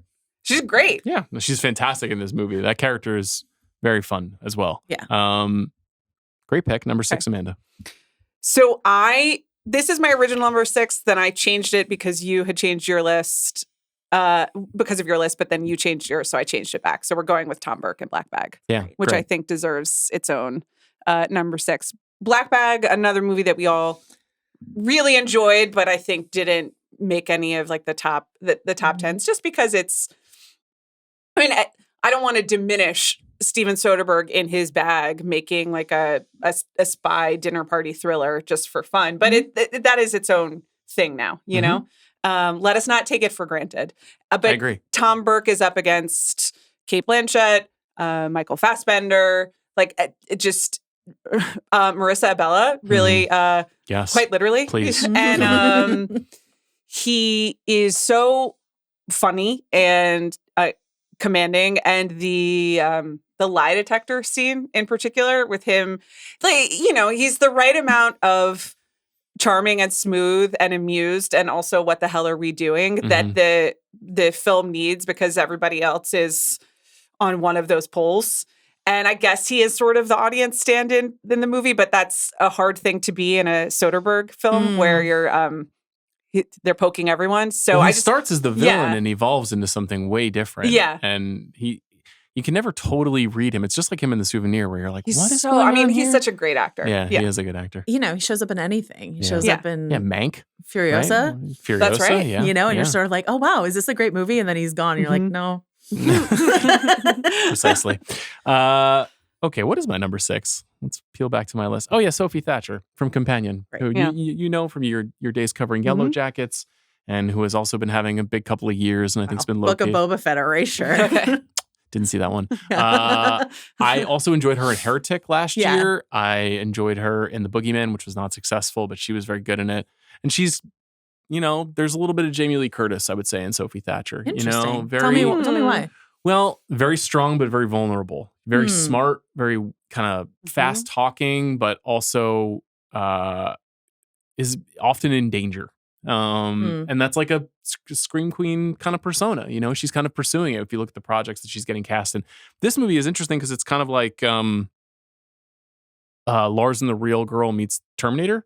And that's a clever idea for a movie. I agree with you. I think this is just a really fun, down the middle, you know, 3-star, 6 out of 10. Tidy. Like had a really nice time watching. Clever, you know? I went, that's good. Yes. Many times. And she, just like Jack Quaid, I'm like, just more movies with her. That would be great. If we could just get one of these a year with her, that would be exciting. She's definitely the performer out of Yellow Jackets who is making like the smartest choices. Book of Boba Fett aside, which was terrible, but like she's making really smart choices. Not in on Ella Purnell.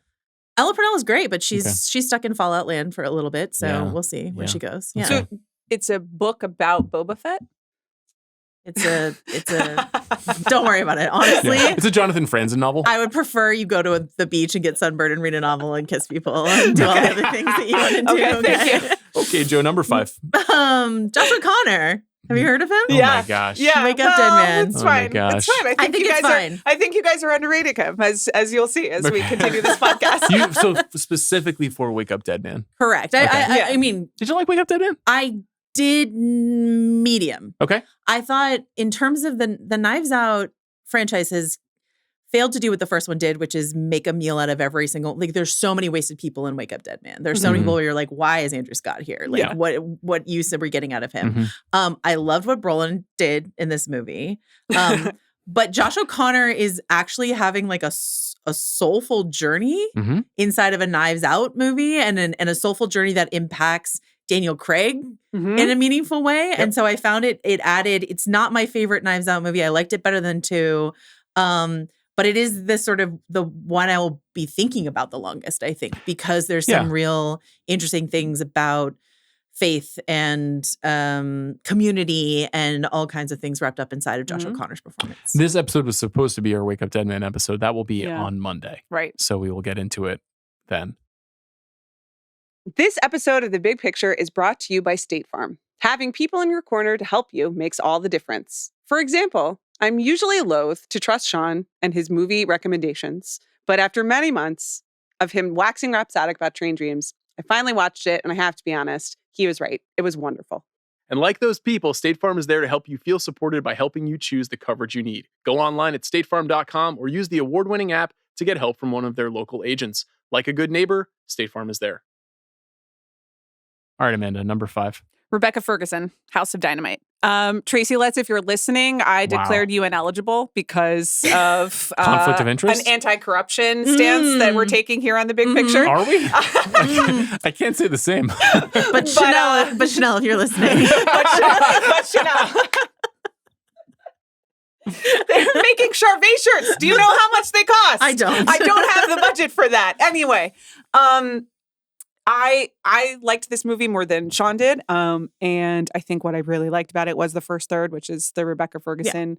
Definitely the best. Yet another mom on screen just trying to do her best. And the world is making it quite literally impossible. And the ramifications are quite bad. And again, I felt pretty nauseous watching this. But I think that she is... it's a very unflashy performance, and she sets the stakes like so high in this movie that I think much of it can't live up to it, but she's very good. Yeah. She is very good. Some notes on her accent. Not really sure what state in the United States she's from. What do you think? Minnesota? Tennessee? Tennessee? Maybe she's an army brat, New moved Mexico? around a lot. Yeah, definitely. That's her backstory. Okay. I like her quite a bit. My number 5 is Mariam Afshari, who plays Shiva in It Was Just an Accident, the Jafar Panahi film. And she plays a photographer and a woman who was engaged in the same capture and torture that the lead character in the film undergoes. I feel that this is the best written character in the movie and the best performance in the movie. The character who most clearly represents the rage and frustration and determination to find out the truth and to find justice, but also to put the past in the past, and the way that those two ideas are sometimes in conflict with each other.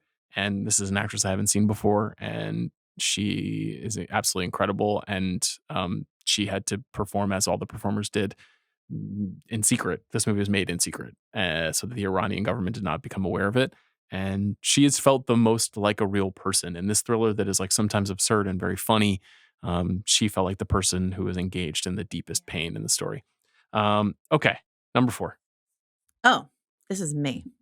So Nouvelle Vague, which is the Linklater film that I liked most this year. Zoe Deutsch is the sort of like face of this movie because she is a recognizable actor and she speaks English. But I think the revelations of this movie were Guillaume Marbeck and Aubrey Dillon as Jean-Luc Godard and Jean-Paul Belmondo, respectively. These are guys who've never acted before. And I just thought they were fantastic, especially Guillaume Marbeck was, as Jean-Luc Godard, was just like, eccentric, sexy, like just captivating, intellectual, but capricious, and just like that pain in the ass that you understand why people put up with, because when he is cooking, he is cooking. And I just thought he was, it's essential that he works in this film. And I thought he was so, so good. Yeah. And I was just really shocked to learn that he had never acted. Yeah, that is really professionally surprising. before. Yeah. They are both like spitting images of the two characters that they're playing too, which is presumably why they were cast. But Linklater, man, needs to know what he's doing with actors. Okay. Did you guys like Nouveau Vague, or you were not? That was fine. Charmed. Okay. Yeah. But that performance, he is annoying in an irresistible way that I think is like essential to the movie. And also, I mean, I was just going to say recognizable. Like, it's just like, literally my brand. Just, I mean, how many times have I been, faced with that? An annoying, irresistible cinephile? Yes. Could we build a podcast around that? When are you going to make your movie, Sean? Oh, certainly never. Okay. Number 4. Number 4 for you. This was the first names that I thought of when confronted with this spreadsheet. This is incredible. Assignment for performances. Tremel Tillman and Katie O'Brien, Mission Impossible, The Final Reckoning. These are great picks.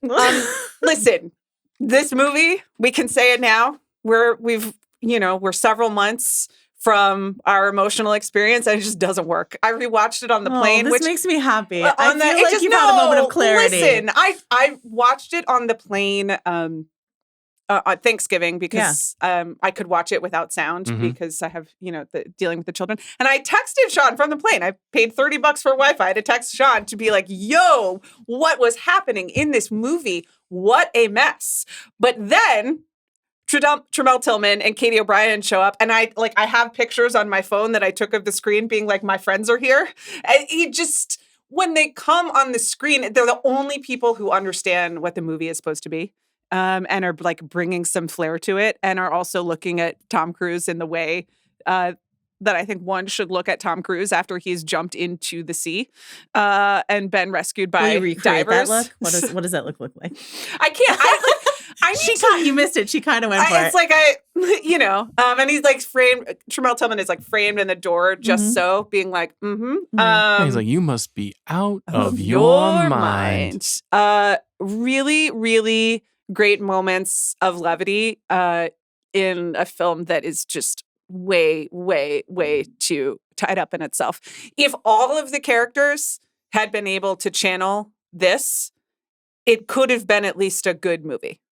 Maybe? No, I don't know. Too much Have you AI. also had a Final Reckoning with Mission Impossible Final Reckoning? I said it on the pod that we did. It's the heartbreak of the year for me. I mean, I love the Mission Impossible movies, and the biggest testimony to the heartbreak is the fact that I've rewatched every Mission Impossible movie at least 5 times, and I've only seen this movie once. In fact, you went to go see it with Jack a second time before we recorded. I couldn't make that second recording.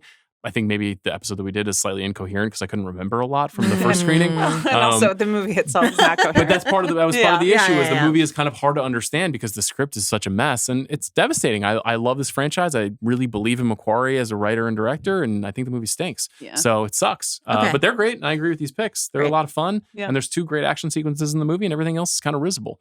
Okay. Number 4 for me. What is it? What did I write down? Oh, yeah. I'm proud of this. A$AP Rocky in Highest to Lowest and Archie Madekwe in Lurker are playing kind of the same role in reverse. They're both playing musicians, one aspiring, one accomplished. One is playing a young musician who is kind of looking up to someone who's reached a higher status of success in the music industry. In the case of A$AP Rocky's character, who's a rapper who kidnaps his idol's son's best friend accidentally, leading to this, intrigue throughout New York City. Archie Madekwe plays a kind of like somewhere between Drake and Dijon style LA hipster hip hop and R&B star, whom a admirer / stalker enters the orbit of and eventually grows closer and closer to until he grows too close.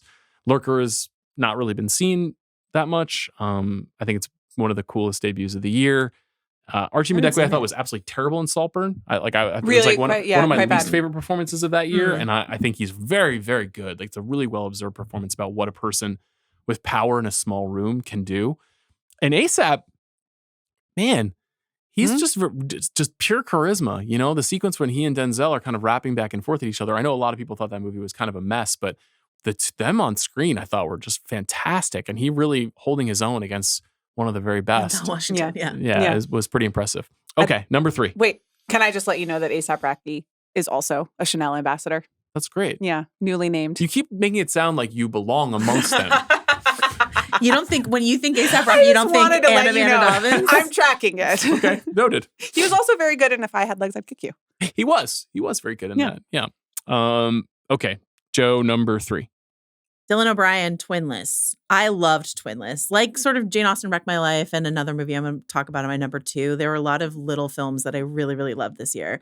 Twinless I thought was just extremely watchable. Dylan O'Brien is playing a dual role, and sort of similar to some other things that we've talked about inside of this very podcast, like you don't appreciate how good one role is until you see the second role. And then you're like, wow, he's doing 2 very different things very convincingly. And they really just sort of complement and highlight each other. And, he's like a slacker, extremely straight dude. And then he's just like a really kind of hilariously mean gay dude and really, really embodies both. And the twin who, twinless, the premise of this movie is one of the twins has died. And when he shows up, which is a good way into the movie, you understand why the loss of him was such a big deal for the characters around him, because he is so electric. And I just love, I really think Dylan O'Brien, like Jack Quaid, should be in a lot of movies. And, his career has come and gone due to sort of like some, injuries in his career, stuff like that. But I just think he's always really good. And I would like to see him in a leading role, man. I didn't like this movie at all, but I thought he was fantastic in it and is by far the best part of it. And he's also very good in Saturday Night as Dan Aykroyd, which is a very odd part for him to be playing, but he's terrific in that as well. Okay, number 3, Amanda. In his rightful place at number 3 on this list is Josh O'Connor for Wake Up Dead Man, The Mastermind, and all of the promotional materials that he's been doing, specifically for History of Sound and Wake Up Dead Man. Yeah.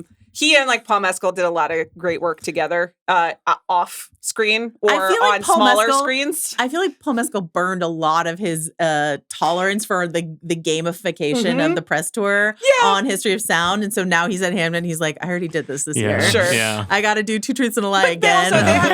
But he and Josh O'Connor have real chemistry. Did you see the one where, and I think Josh O'Connor is bringing out a lot of his natural charm. Did you see the red carpet poses? Did you see the one? Yes, I saw it. Yeah, it's a really good one. See? Did you see the one? Yes, I saw it. I saw it. But now he's doing ASMR with Andrew Scott for Wake Up Dead Man. Anyway, we'll talk more about Wake Up Dead Man. I was also, I'm not going to dislike it, but I was mixed on it. But I thought he was an absolute delight. And in addition to the soulfulness that you're talking about, which he brings to every performance, including The Mastermind, he's quite funny. He's very funny. And he and Daniel Craig have a real vibe. And my feedback for Wake Up Dead Man is please make Josh O'Connor a recurring character in the Knives Out franchise. Absolutely. We need a buddy comedy. But so I think he's wonderful. I think he's really, really funny. And there is something charming about how just everyone clearly feels the same way. And he's in 4 movies. He's in every single TikTok. People are bringing him, Ratatouille gifts on the red carpet. We all are just kind of oh, that guy. I'm so glad to see him. It's nice to have one of those. I was recently served the video of him during a Vanity Fair shoot where he's with Sydney Sweeney and Danielle Deadweiler, and they're chit-chatting about their favorite shows, and he starts talking about how much he loves his gardening television show. Sure. And which I wish I could remember the name of it, but it's very adorable little Josh O'Connor voice. How he likes to just sit down, watch a man take care of flowers. That gives him a great sense of peace. The little smile that he does. Yeah. I know. He's great. Can I share one quick thing about Wake Up Dead Man? Since I won't have the honor of talking to you guys about it in full. I watched it on an award screener. Those things are captioned. They're usually captioned very well because these are award screeners. At one point, Daniel Craig says, telling the truth can be a bitter herb. And the closed captioning said, telling the truth can be a belly rub. That's what the closed captioning said. And I was like, wow, he defeated them with his accent. And we rewound it 5 times. I was like, he said bitter herb, right? Not belly rub. Really got the meaning wrong there, too. Yeah. Okay, my number 3 is my girl Amanda Seyfried in The Testament of Anne Lee. Incredible. So good. I got to see this movie again. Right? She's fucking nailing this. You know, obviously I haven't seen the Mamma Mia films, not aware of her ability to sing. Or Les Miserables. Or I have not seen Les Mis either. I've never seen Les Miserables. No. I need the Amanda Seyfried Oscar nom to come through. 1, because she deserves it. Yeah. Number 2, because then Amanda Seyfried's singing programming for Sean is going to be incredible in 2026. That would be interesting. Have you seen her sing Joni Mitchell on The Tonight Show? Well, yes. In fact, that was one of the most impactful things that happened to me in 2024. Yes. And I shared that video on the internet and I said, God damn it, make this happen. What is the instrument that she's playing? The lap instrument? Dulcimer, I think. Dulcimer, yeah. Incredible shit. She's amazing in this movie. This movie is ridiculous in a good way. Yeah. It's a very over-the-top, fantastical portrayal of a real-life religious movement. And that is, you know, breaks into fits of song at various intervals. And her commitment is why the movie works. I think if she's not working in this movie, then you don't buy it because she is the sort of religious leader / cult figure at the center of this new movement. It's Mona Fastfold's new movie, the co-writer and of The Brutalist and partner of Brady Corbet. Those two movies together, the ways in which they're deadly serious and the ways in which they're hilarious are fascinating to me. They're very much twinned. And we'll talk about it more in January when more people get a chance to see it. Okay, number 2, Joe. Newly minted Golden Globe nominee Eva Victor. This is my favorite moment of the Golden Globes announcements that Eva Victor got nominated for Sorry Baby. I loved Sorry Baby. This is her project, right? She wrote, directed, and starred in this. This is a tough film to get your arms around, I think, and a tough film to land because it is dealing with something incredibly serious in a oftentimes hilarious, oftentimes absurd, and then oftentimes devastating way. And I think she hits all of those notes. And it's not something that I thought the Globes was going to I was shocked. give any attention to. Yeah. And it really, really made me happy. I thought this was such a, like a couple other names on my list, like a really important announcement of someone whose work I am going to be following. I mean, I was aware of her on like TikTok and stuff like that, but just I think everything that she makes, I'm going to be interested in checking it out going forward. Great pick. I like this movie a lot too. Okay, number 2, Amanda.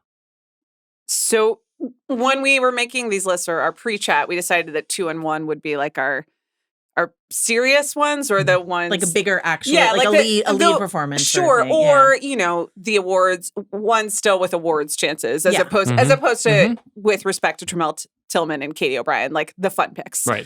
So I'm grouping my 2 moms together here. Rose Byrne and Jennifer Lawrence. Rose Byrne, If I Had Legs, I'd Kick You, and Jennifer Lawrence in Die My Love. These are 2 of my favorite movies of the year. We talked about them on the top 5 episode.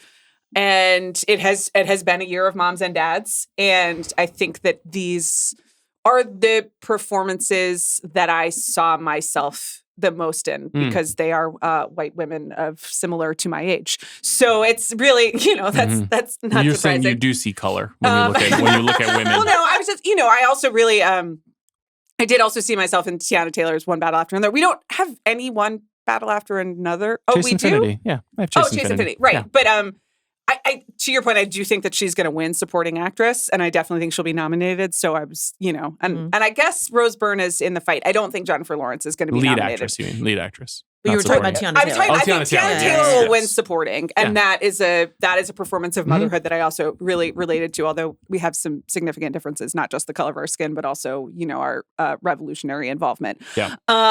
You are even more violent. Sure, that's right. But I think Rose Byrne will make it in. I don't know if Jennifer Lawrence will make it in for Die My Love because it's a pretty crowded year and that movie has been overlooked or underseen. But I thought they were both great. And to the Jessie Buckley point, like very raw performances in different ways that got different emotions out of me, but that I recognized. So that it's like still very human. So shout out to both of them. Great pick. I just realized I can double up on my next one. So my next pick is Lee Byung-hun, who people may know from I Saw the Devil or Squid Game. He gave 2 performances this year. The first performance that he'll probably be most recognized for is his work in No Other Choice, the new Park Chan-wook movie, which was my 3rd favorite movie of the year and is an absolute masterclass in satire and action storytelling. The other one is K-pop Demon Hunters. Mm-hmm. And I remember vividly watching K-pop Demon Hunters for the first time and seeing his name in the credits and turning to my 4-year-old and telling her how excited I was about this, and she could not have given less of a fuck. And the part that he plays, I want to make sure I get the actual character down. He plays in K-pop Demon Hunters. Wima, the demon. Right? Yes, like the lead demon. Like head demon. Like massive mountain demon. Yeah. Which is kind of an interesting use of Lee Byung-hun. I had to spend so much time covering Squid Game the last year in a way that was really tough for me, actually. And he's really good in a show that had a really bad second and third season. I heard his voice in K-pop Demon. I was like, oh my God. Yeah. He's here. He's incredible. It's great. But he has a really tall task and no other choice. Yeah, He has to be funny. He has to be desperate. He has to be sad. He has to be violent. He has to be crazed. He has to be, my favorite scene in that movie, without spoiling anything, is when he goes in for a job interview and the sunlight is beaming into his eyes. Mm-hmm. And he's trying to focus and trying to nail the interview and not say the wrong thing that his friend has told him not to say, and make sure that he presents himself in a way that he's an appealing job applicant. We've all been there. It's a tough spot. He's very funny and very discomforting in that moment. Yeah. It's a very arch movie, but he still has to be a real human in it. Totally. Yeah. Okay, number 1. Jessie Buckley, Hamnet. Yeah. I just I'll add her to your two moms and say great year for moms who are going through it. And I already said everything I need to say about her. I just think she's tremendous. And I considered not putting her number 1 because I knew we would have talked about her for a while. But honestly, I just want to cement how I feel about her performance. So great pick. Number 1. Yeah. We share number 1. Yeah. It's Timmy. We share a number 1 with Timothée Chalamet himself, who is out here on the trail, self-confident, much like Marty Supreme.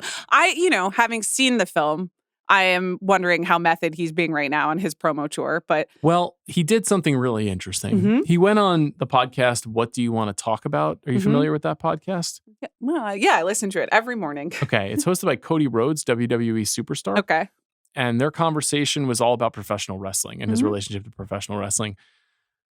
I don't know what Timmy's cooking, but he's right inside my brain right now. Like he is literally talking about the intersection between sports and entertainment. That is a theme of Marty Supreme. Yeah. That is the definition of professional wrestling. And that it is something that I have often cited while talking about people like The Rock and the way that wrestlers are more well suited to converting to movies than any other athletic figure, because being able to sell emotion is a real challenge. And him knowing the nitty gritty about wrestling in a certain era and talking shop with Cody Rhodes, who's a world-class superstar, just great shit. Marty is amazing. It's so good. I know you're a little more mixed on it. That's good. And yeah, I think starting in that moment when he gave the SAG speech all the way up until this moment, I do think he's been doing kind of a method thing. How do you feel about my theory that while he's doing his utmost to promote this movie, I don't think he actually wants to win Best Actor this year? I don't think he cares that much. I do think he cares, but I don't think he wants to go head to head. I don't think he wants to go head to head with Leo. Maybe. I think he doesn't want to be seen trying and not beating Leo when he's trying to position himself as the next Leo. I think we're going to learn more about that in January and February after the movie comes out. I think what he's doing now is trying to draw a lot of attention to get people to go see the movie. He wants the movie to work. To do well, yeah. And he knows what's riding on it and the power. He gets to basically be Leo if this movie opens well. Yeah. If this movie works business-wise, it's not going to be Titanic, obviously, but... Do you think it will? I have my doubts. I hope it does. I mean, it's a tough market, which I do also think he knows. I think he's incredibly savvy, and he's a real student, not just of, film and acting, but press tours and celebrity and is playing the game very well. So I think he understands what is at stake for him. And he also knows how many of star projects this year have absolutely fallen on their faces. Yes. So I think there's maybe a little something to the Leo thing. And I do know that there's a class of people who think that Leo is actually just going to coast to number 2 here. I have felt like it's Chalamet the whole time. I could be wrong. You mean a second Oscar as opposed to number 2 to Wagner Moura, which is what I thought you meant when you first said it. No. Okay. No. Yeah. Just that he took Oscar number 2. I think it will depend. If Marty Supreme is a big hit at the box office, then Timmy's a threat. But Timmy also is not like, he didn't go to the Governor Awards. Like there's certain things that he's just not doing. I know. I think he's trying to carve a new path. Okay. I could be, and it might not work, and you might be right. It might be backfiring, but I think he's like, if we're going to change the way this stuff is, there's a new way to do it. It's really bold and could be perceived as arrogant. And I'm sure that there are like classical awards systems that don't like this sort of stuff. I'm not upset about. I mean, he can do whatever he wants to do. I was just sort of like, he didn't go last year, and he missed. Yeah. And I'm just sort of like, well, if you tried to carve your own path last year and you almost but didn't get it. But as soon as Adrian Brody went on stage, everyone in the world was like, shit, we should have went with Timmy. Of course. Obviously, of course. Yeah. Okay. Oh, so do you think it's going to be that like it should have been you last year kind of win? Those happen all the time. They do. So that's very much in play. Yeah. I don't know. We'll see. It's a fun race. Because it's it's now the old master who is more than worthy of 2, and the guy who like the industry is on his shoulders, and Zendaya and Tom Holland and a couple of other people. But it's like, if movies are going to keep going, like he's not making fucking TV shows. He's only making big movies. There might be Homeland and he's out. That's right. There might be the idea that Best Picture and Director and other things are going to go to one battle, that perhaps both supporting categories, if you guys are right about Tiana Taylor, and then they feel like they need to award Marty Supreme. Again, I think it depends if Marty Supreme opens well. We'll see. Yeah. Okay, let's go now to my conversation with Kleber Mendonça Filho.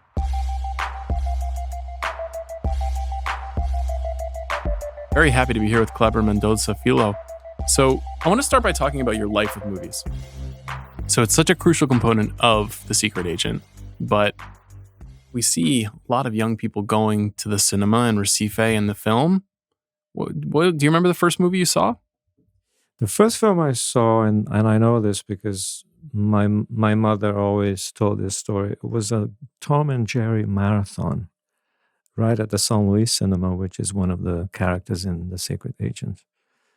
And that movie palace opened in 1952. It's still open. It's one of the great movie palaces in the world, I think, today. It's absolutely intact and recently restored. And that's where I went to see my first film screening. How old?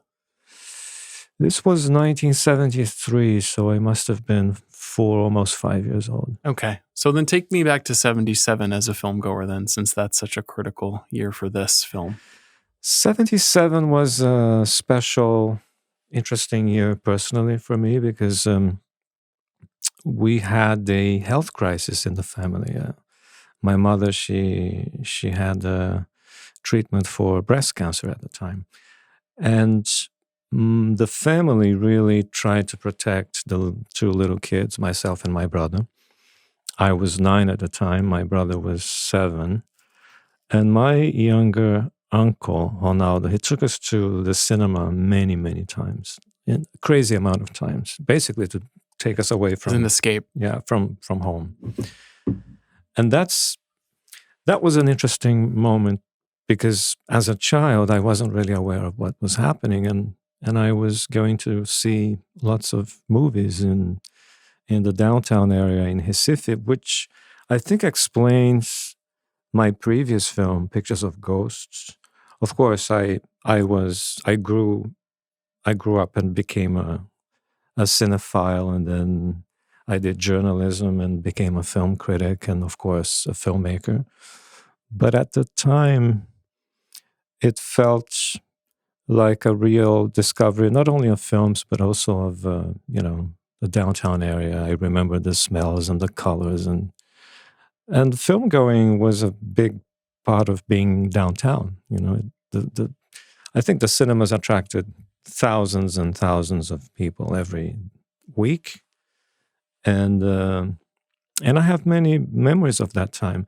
And the interesting thing is, not only do I remember the films I saw at the time, but I also remember the films I never saw at the time, but I would see the posters and the lobby cards, and that really played with one's imagination, because at the time, of course, we had no intranet, and the only way to access films was in the cinema or maybe on television, but also outside the, in the hall, in in the lobby and in the windows on the streets. So that's how I first saw, The Omen, which was rated 18 in Brazil at the time, and Jaws, which I only finally saw in the early 80s. And so much of that iconography is very much part of my life, It's part of this film too, clearly. It's part of this film, yeah. There are many references of film posters in the background, and I like to say that for Pictures of Ghosts, which is a documentary and a film essay, the São Luís cinema is shot like a character. But in this film, The Secret Agent, I think it's shot like an actor, as if it was acting. Yeah, it's very alive. I'm curious about the choice to make effectively these two films, which are very paired in some ways, but both memory movies in succession like this. Like, is it a certain time in your life, or why did it come at these times? It was never planned, because I did Bacurau, of course, and it was released in 2019. And I had been playing with the idea of doing a film which would probably be a film essay or maybe a documentary about film going. And I had a lot of stuff in my own private archive. And these films, you don't really write them. They exist on what you find, on the materials you find. And the more you find, the more you want to make the film. So after going after all my, videos and photographs from at the time of university, I expanded and went into the public archives and the Brazilian Cinematheque, and I just kept finding more and more stuff. And that's how Pictures of Ghosts became a film. But by then, I already wanted to develop something with Wagner Moura. And then Pictures of Ghosts put me in the right mood to write the script for The Secret Agent. So they're very different films, but they're very close in heart, Was there ever a period where The Secret Agent was set at a different time or more of a modern story? No. Or was it always set in this world? No, it would always be in 1977. I think because it's probably the first year I remember as a kid. And when you're a kid, I think you concentrate on things that as an adult you wouldn't really pay attention. For example, today I don't know much about cars, but as a 10-year-old, I could tell you, about all the different models and makes and details. And so that came in handy for the production design and little details that would help make the film more lived in, let's say. You mentioned Bacurau. I felt this watching that film as well, but watching this movie, and one of the things that I love so much about it is this unusual blend of genre, almost exploitation, convention, and in this film a lot of history, a lot of personal reflection, and then this sense of absurdism. That's like a very delicate balance between all these ingredients. I think life in society can be absurdist, can feel like an exploitation movie sometimes. Just look at the news and so many nasty incidents and so much violence in the world. So I think when you sit down to write a script, it can go to many places. And I guess I grew up watching all kinds of genre cinema. I'm a huge fan of, Carpenter, for example, John Carpenter. Feel that in Bacurau deeply. Oh, yeah. Yeah. De Palma. I think Spielberg plays an important part in my years as a young cinephile also. But of course, I think a lot about, Brazilian cinema from the 1970s and Australian cinema, of course. Something like Wake in Fright, I think, was very much in the back of my mind when I was writing the opening 10-minute opening sequence and even shooting it also. So, Yeah, I really believe that. For example, I really love documentaries, but I think you can be very truthful doing fiction. And I even think that some fiction work can even be more truthful than some documentaries. Not all of them, but some of them. What do you mean by that? I mean that you can use artifice and you can use genre conventions, but still come up with an idea which is very honest and very truthful about life and about people and about the world. And this is something that I keep getting as a reaction to some of my films and to The Secret Agent. I mean, it's a narrative fiction, and it's not based on real life incidents. But there is a logic to it, which I think is very truthful about Brazil and about the world and about the passing of time.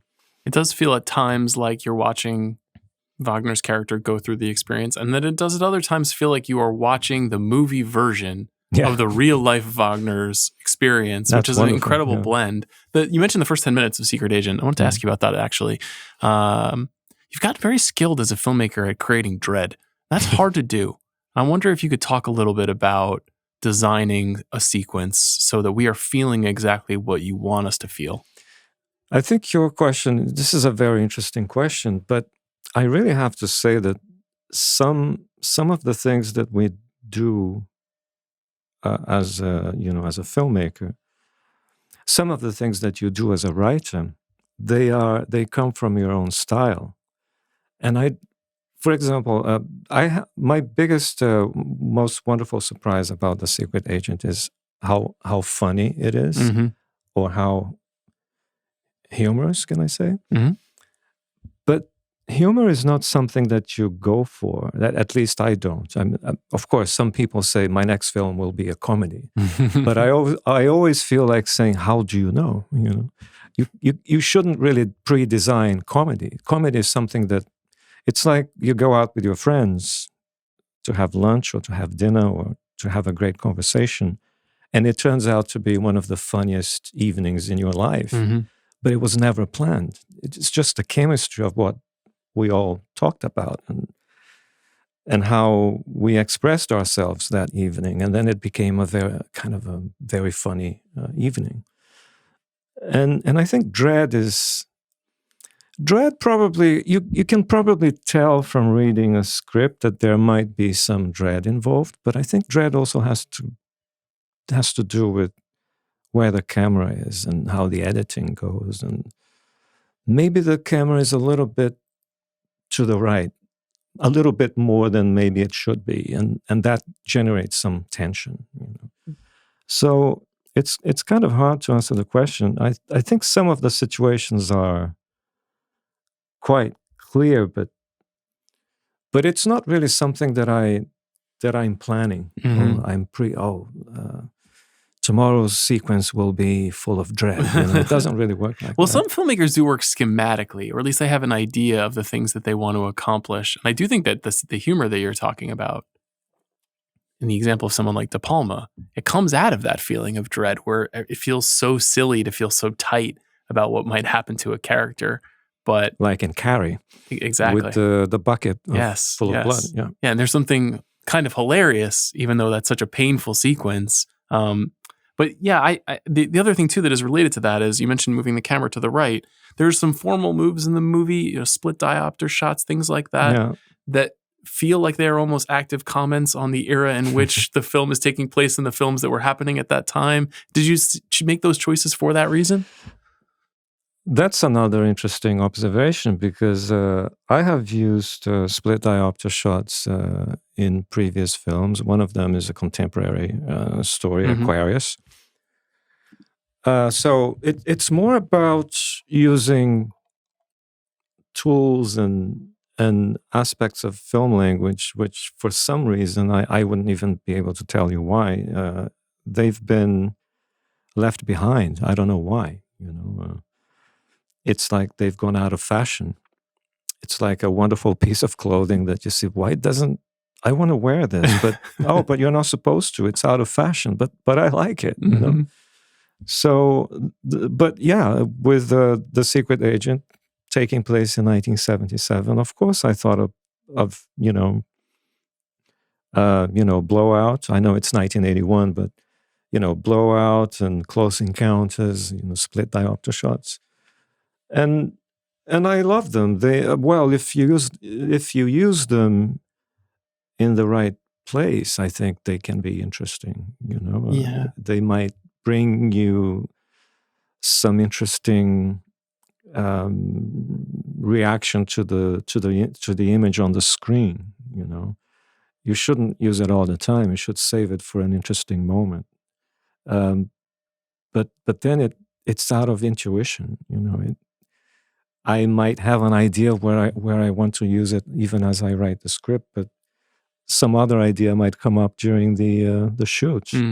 And I might say to the DOP, Evgenia, can we bring the split diopter thingy?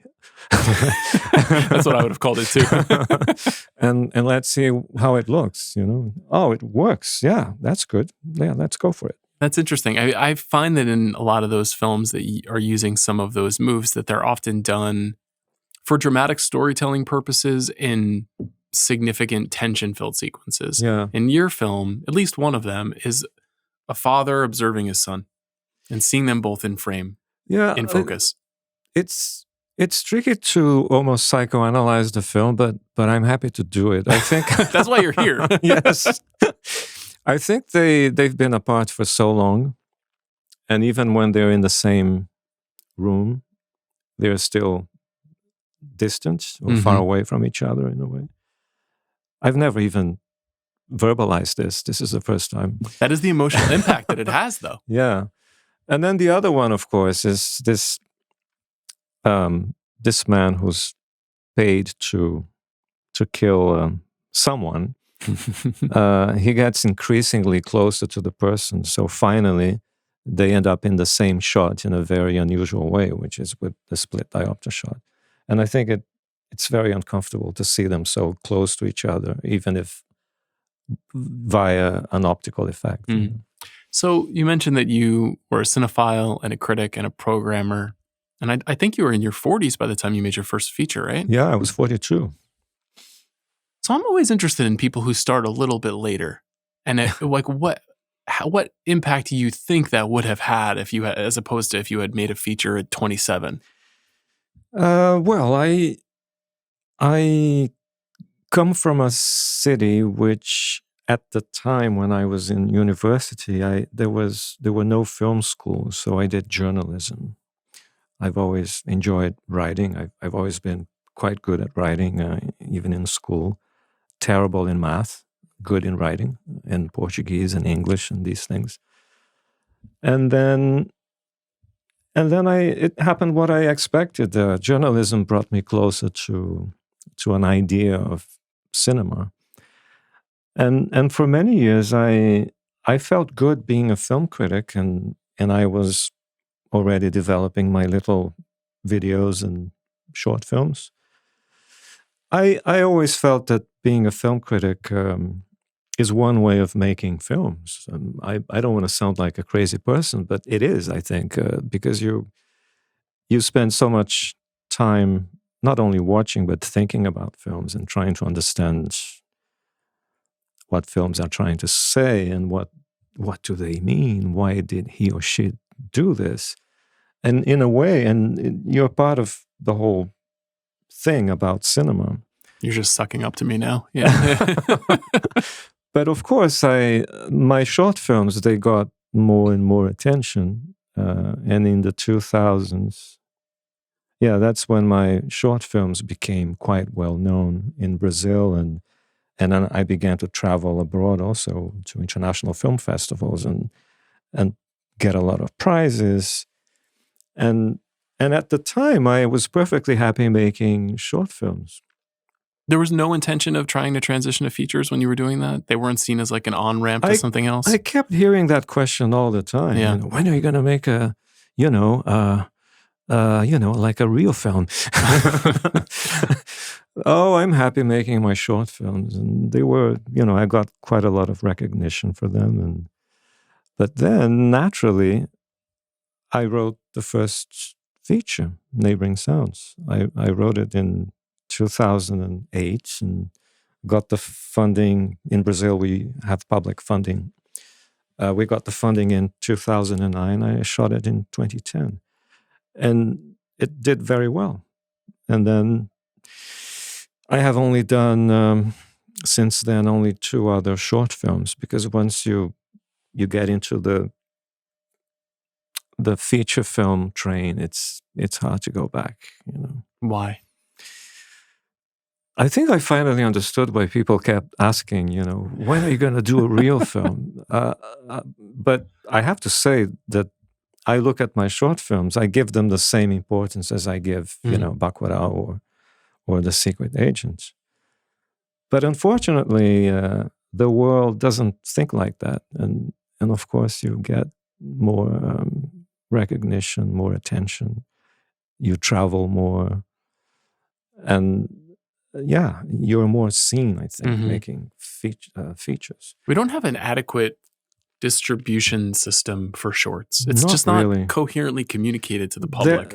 I agree. There are many attempts. There are nonprofits and even distribution companies.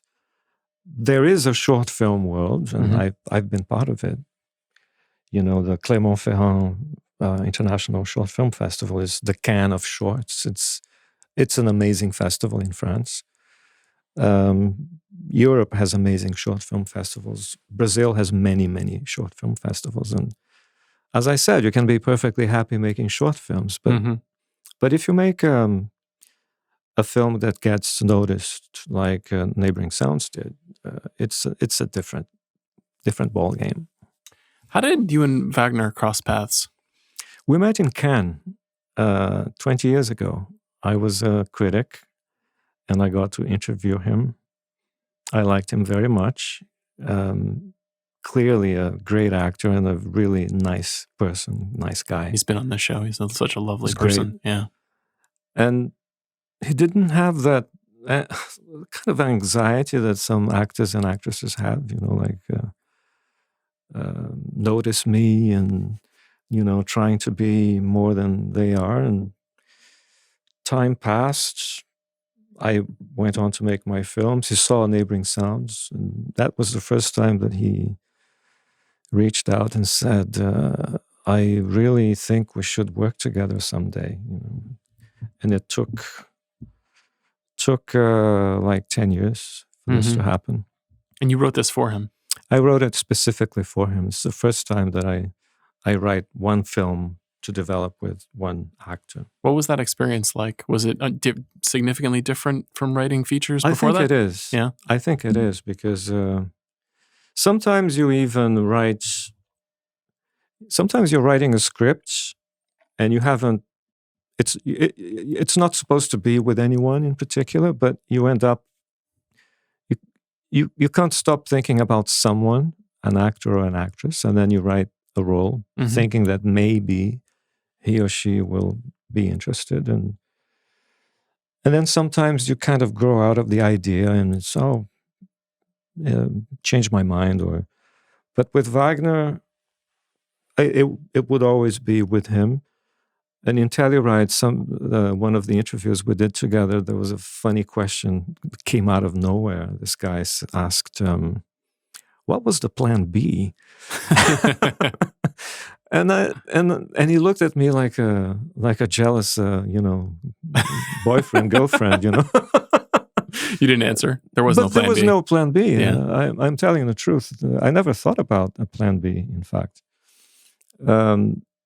And it's interesting because I know his work. I know the films he did and the television work he did, and even theater. And I had it mapped out in a way, and I wanted to maybe go somewhere else with him, and I'm very happy with the way it turned out. I think he's wonderful in the film. He really is. He's an interesting figure because he's very classically handsome, and he has a lot of movie star quality, and he can carry a movie on his shoulders as well. But I do feel like you tapped into something mysterious about him that I don't know if I had quite seen before. I don't know. How did you develop it after you gave him the script? I mean, how do you figure out how to make that character work in that way? Well, I think as a cinephile, I'm fascinated by the idea or the understanding we have of what a film star is.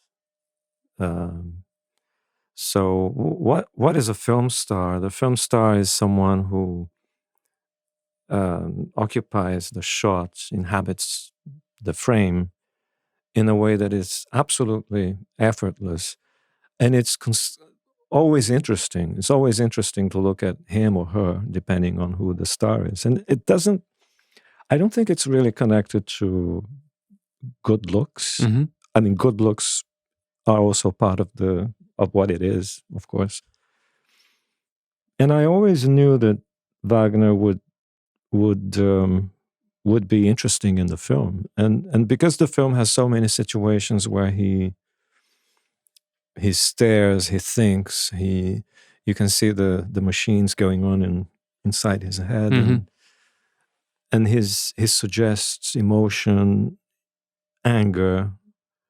I think he has a lust for life in the film. The character, he has love. I think this film has a lot of love, affection, even if sometimes it gets brutal and nasty. But I think it has a lot of love, and Wagner is great at all of that. Showing affection and showing compassion, and always being a good man. Mm-hmm.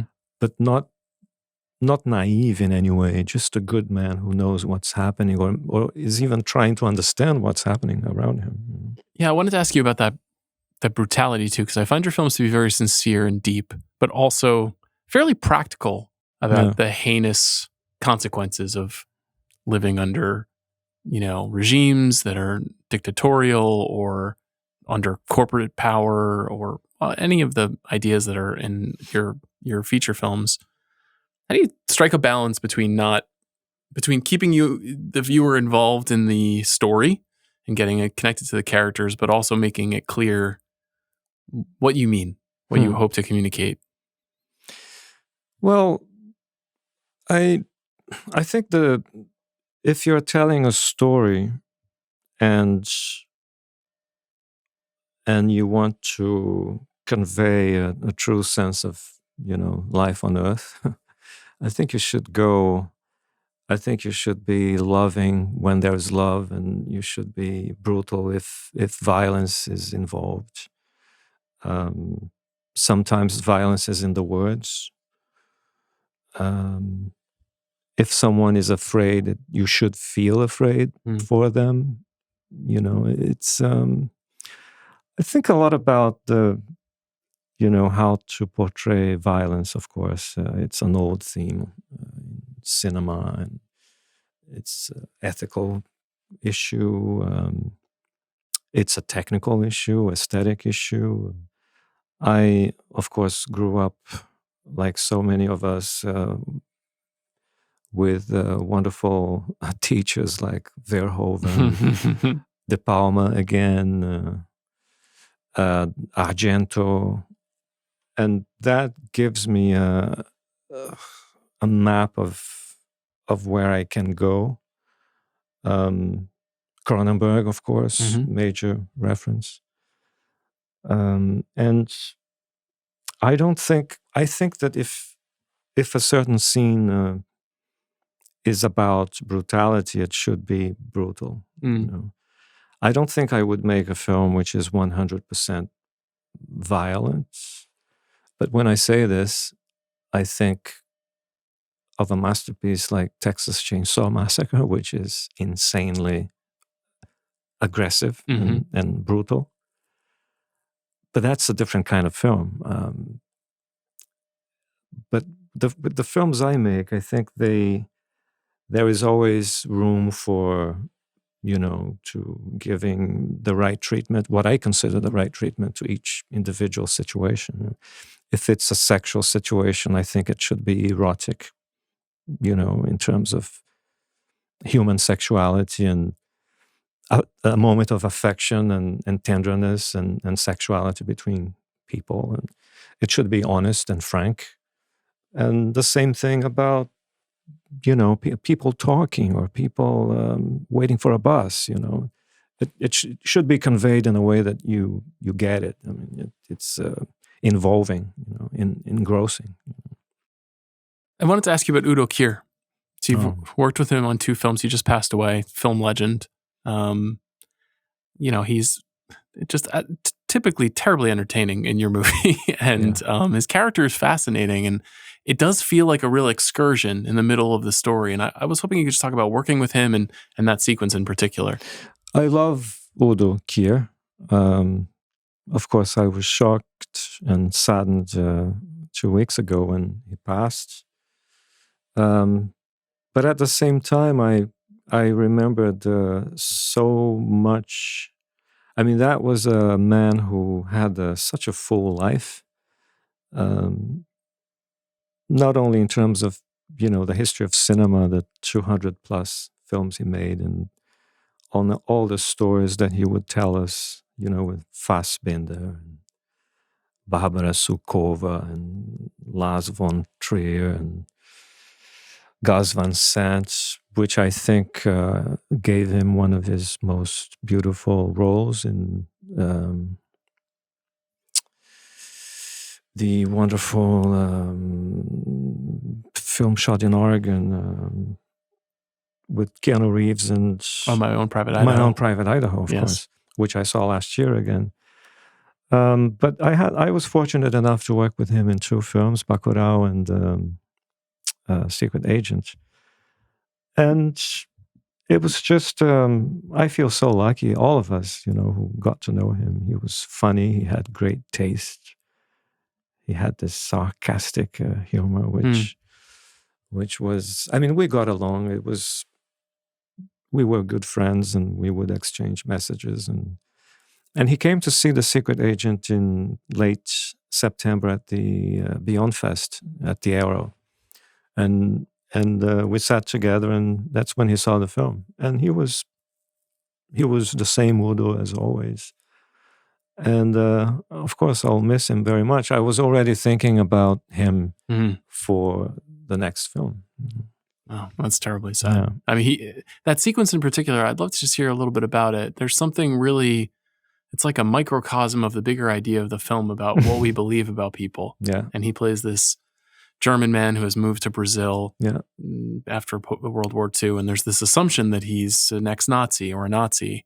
Well, but coming from the police chief who happens to be a fascist himself. Yes, precisely. And he's in fact not that. He's quite the opposite. And I don't know, where did that sequence even come from? It really kind of, I love this film, but it really stopped me in my tracks when I was watching it the first time. The sequence probably comes from the fact that Recife has a strong Jewish community.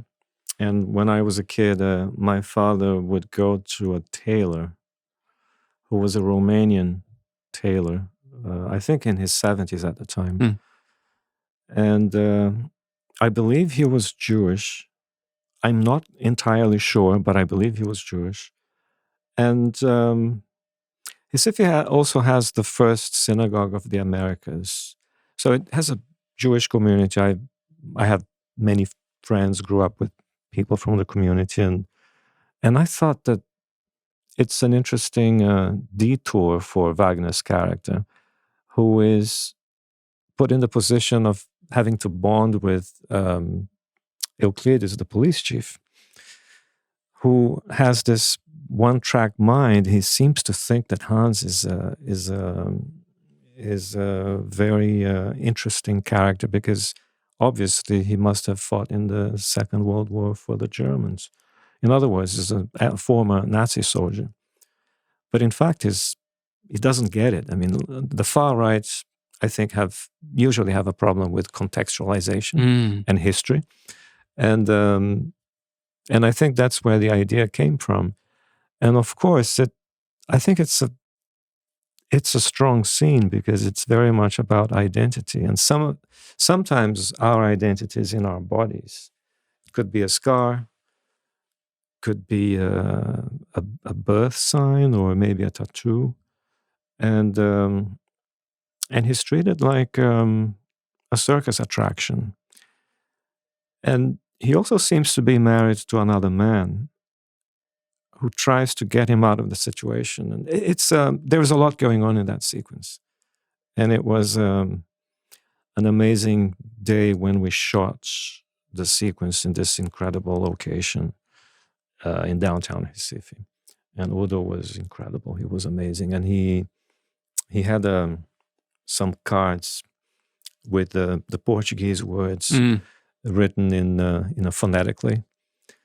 And yeah, he's speaking Portuguese also in the sequence. It's an amazing moment in a great film. So nice to hear you speak about it. I did want to ask you before we wrap. This is a much bigger, I assume, exposure for you. The film playing at Cannes and then getting this big release in the United States, and you have entered the award season apparatus in a real way here. As someone who's been observing films, thinking about films, being very emotionally close to the world of films for so long, what is it like to have gotten to this place with something that you have made? To be honest, it feels good because I think that filmmaking is the whole 9 yards. It's you think about a film like I'm thinking about a next film. The ideas are coming in. At some point, you sit down and write, and then you get the funding. You prepare the shoot. You shoot the film. You start editing immediately. This film was edited in almost 8 months. Editing, morning and afternoon, from Monday to Friday. Then post-production. Then it's selected for Cannes, and then you begin to travel. And I think traveling is part of making films. I feel lucky to be able to meet so many people and get so many reactions and see so many other films and meet so many people that have been part of my life for so long. It's hard work now, I have to say, because the award season...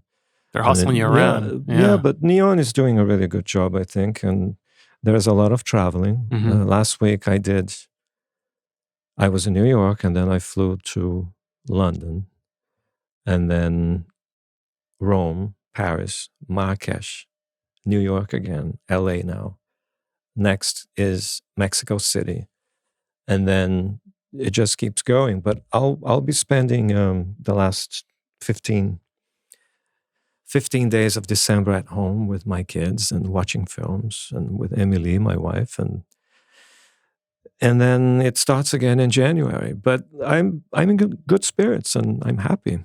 It's like it's what I asked Santa Claus way back then. I wish you well. I really hope you succeed in all of those things.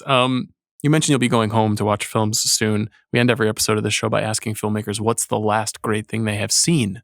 Have you been watching things during your journeys? I was very lucky that one of the few days I was home, they were screening in Recife Chantal Akerman's Gene Dealman with the restored 4K. And I gave myself the opportunity of spending 3 hours and 20 minutes in a 2 p.m. screening with 19 other people in the screening room. It was a great moment. Do you remember how much time had passed since the previous time you'd seen the movie? I had never seen it in the cinema. I had only seen it on DVD maybe 15 years ago. What struck you seeing it that way?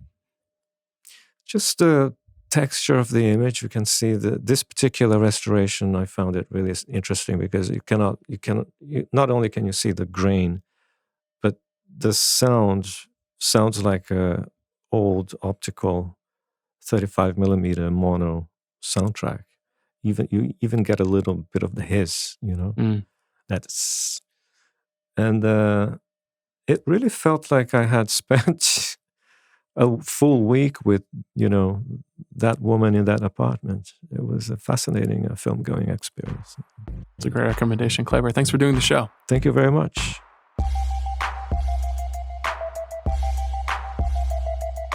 Thanks to Kleber. Thanks to Joanna. Thank you. Thank you to Amanda. Thank you to our producer, Jack Sanders, who's been freaking grinding this month. What are we doing next week? Oh, yeah, Wake Up Dead Man? Yes. I want to do a mailbag. Oh, along with that. Yeah. Okay, great. Can we do that? You're just throwing that in. Yeah. That's very exciting. I feel like mailbag. there's a lot of shit going on right now. Bigpickmailbag@gmail.com. Yeah, can we do that, Jack? Sounds good. Okay, Jack is making a smile like I have to read 3,000 deranged emails. 30 minutes of mailbag. So let Nothing me more, I Disney love AI all the time. Yeah. That's the subject. You want to talk about Disney's investment in OpenAI? Let's talk about it. Let me give some guidance. Questions, not comments. Thank you so much. Bigpickmailbag@gmail.com. See you then.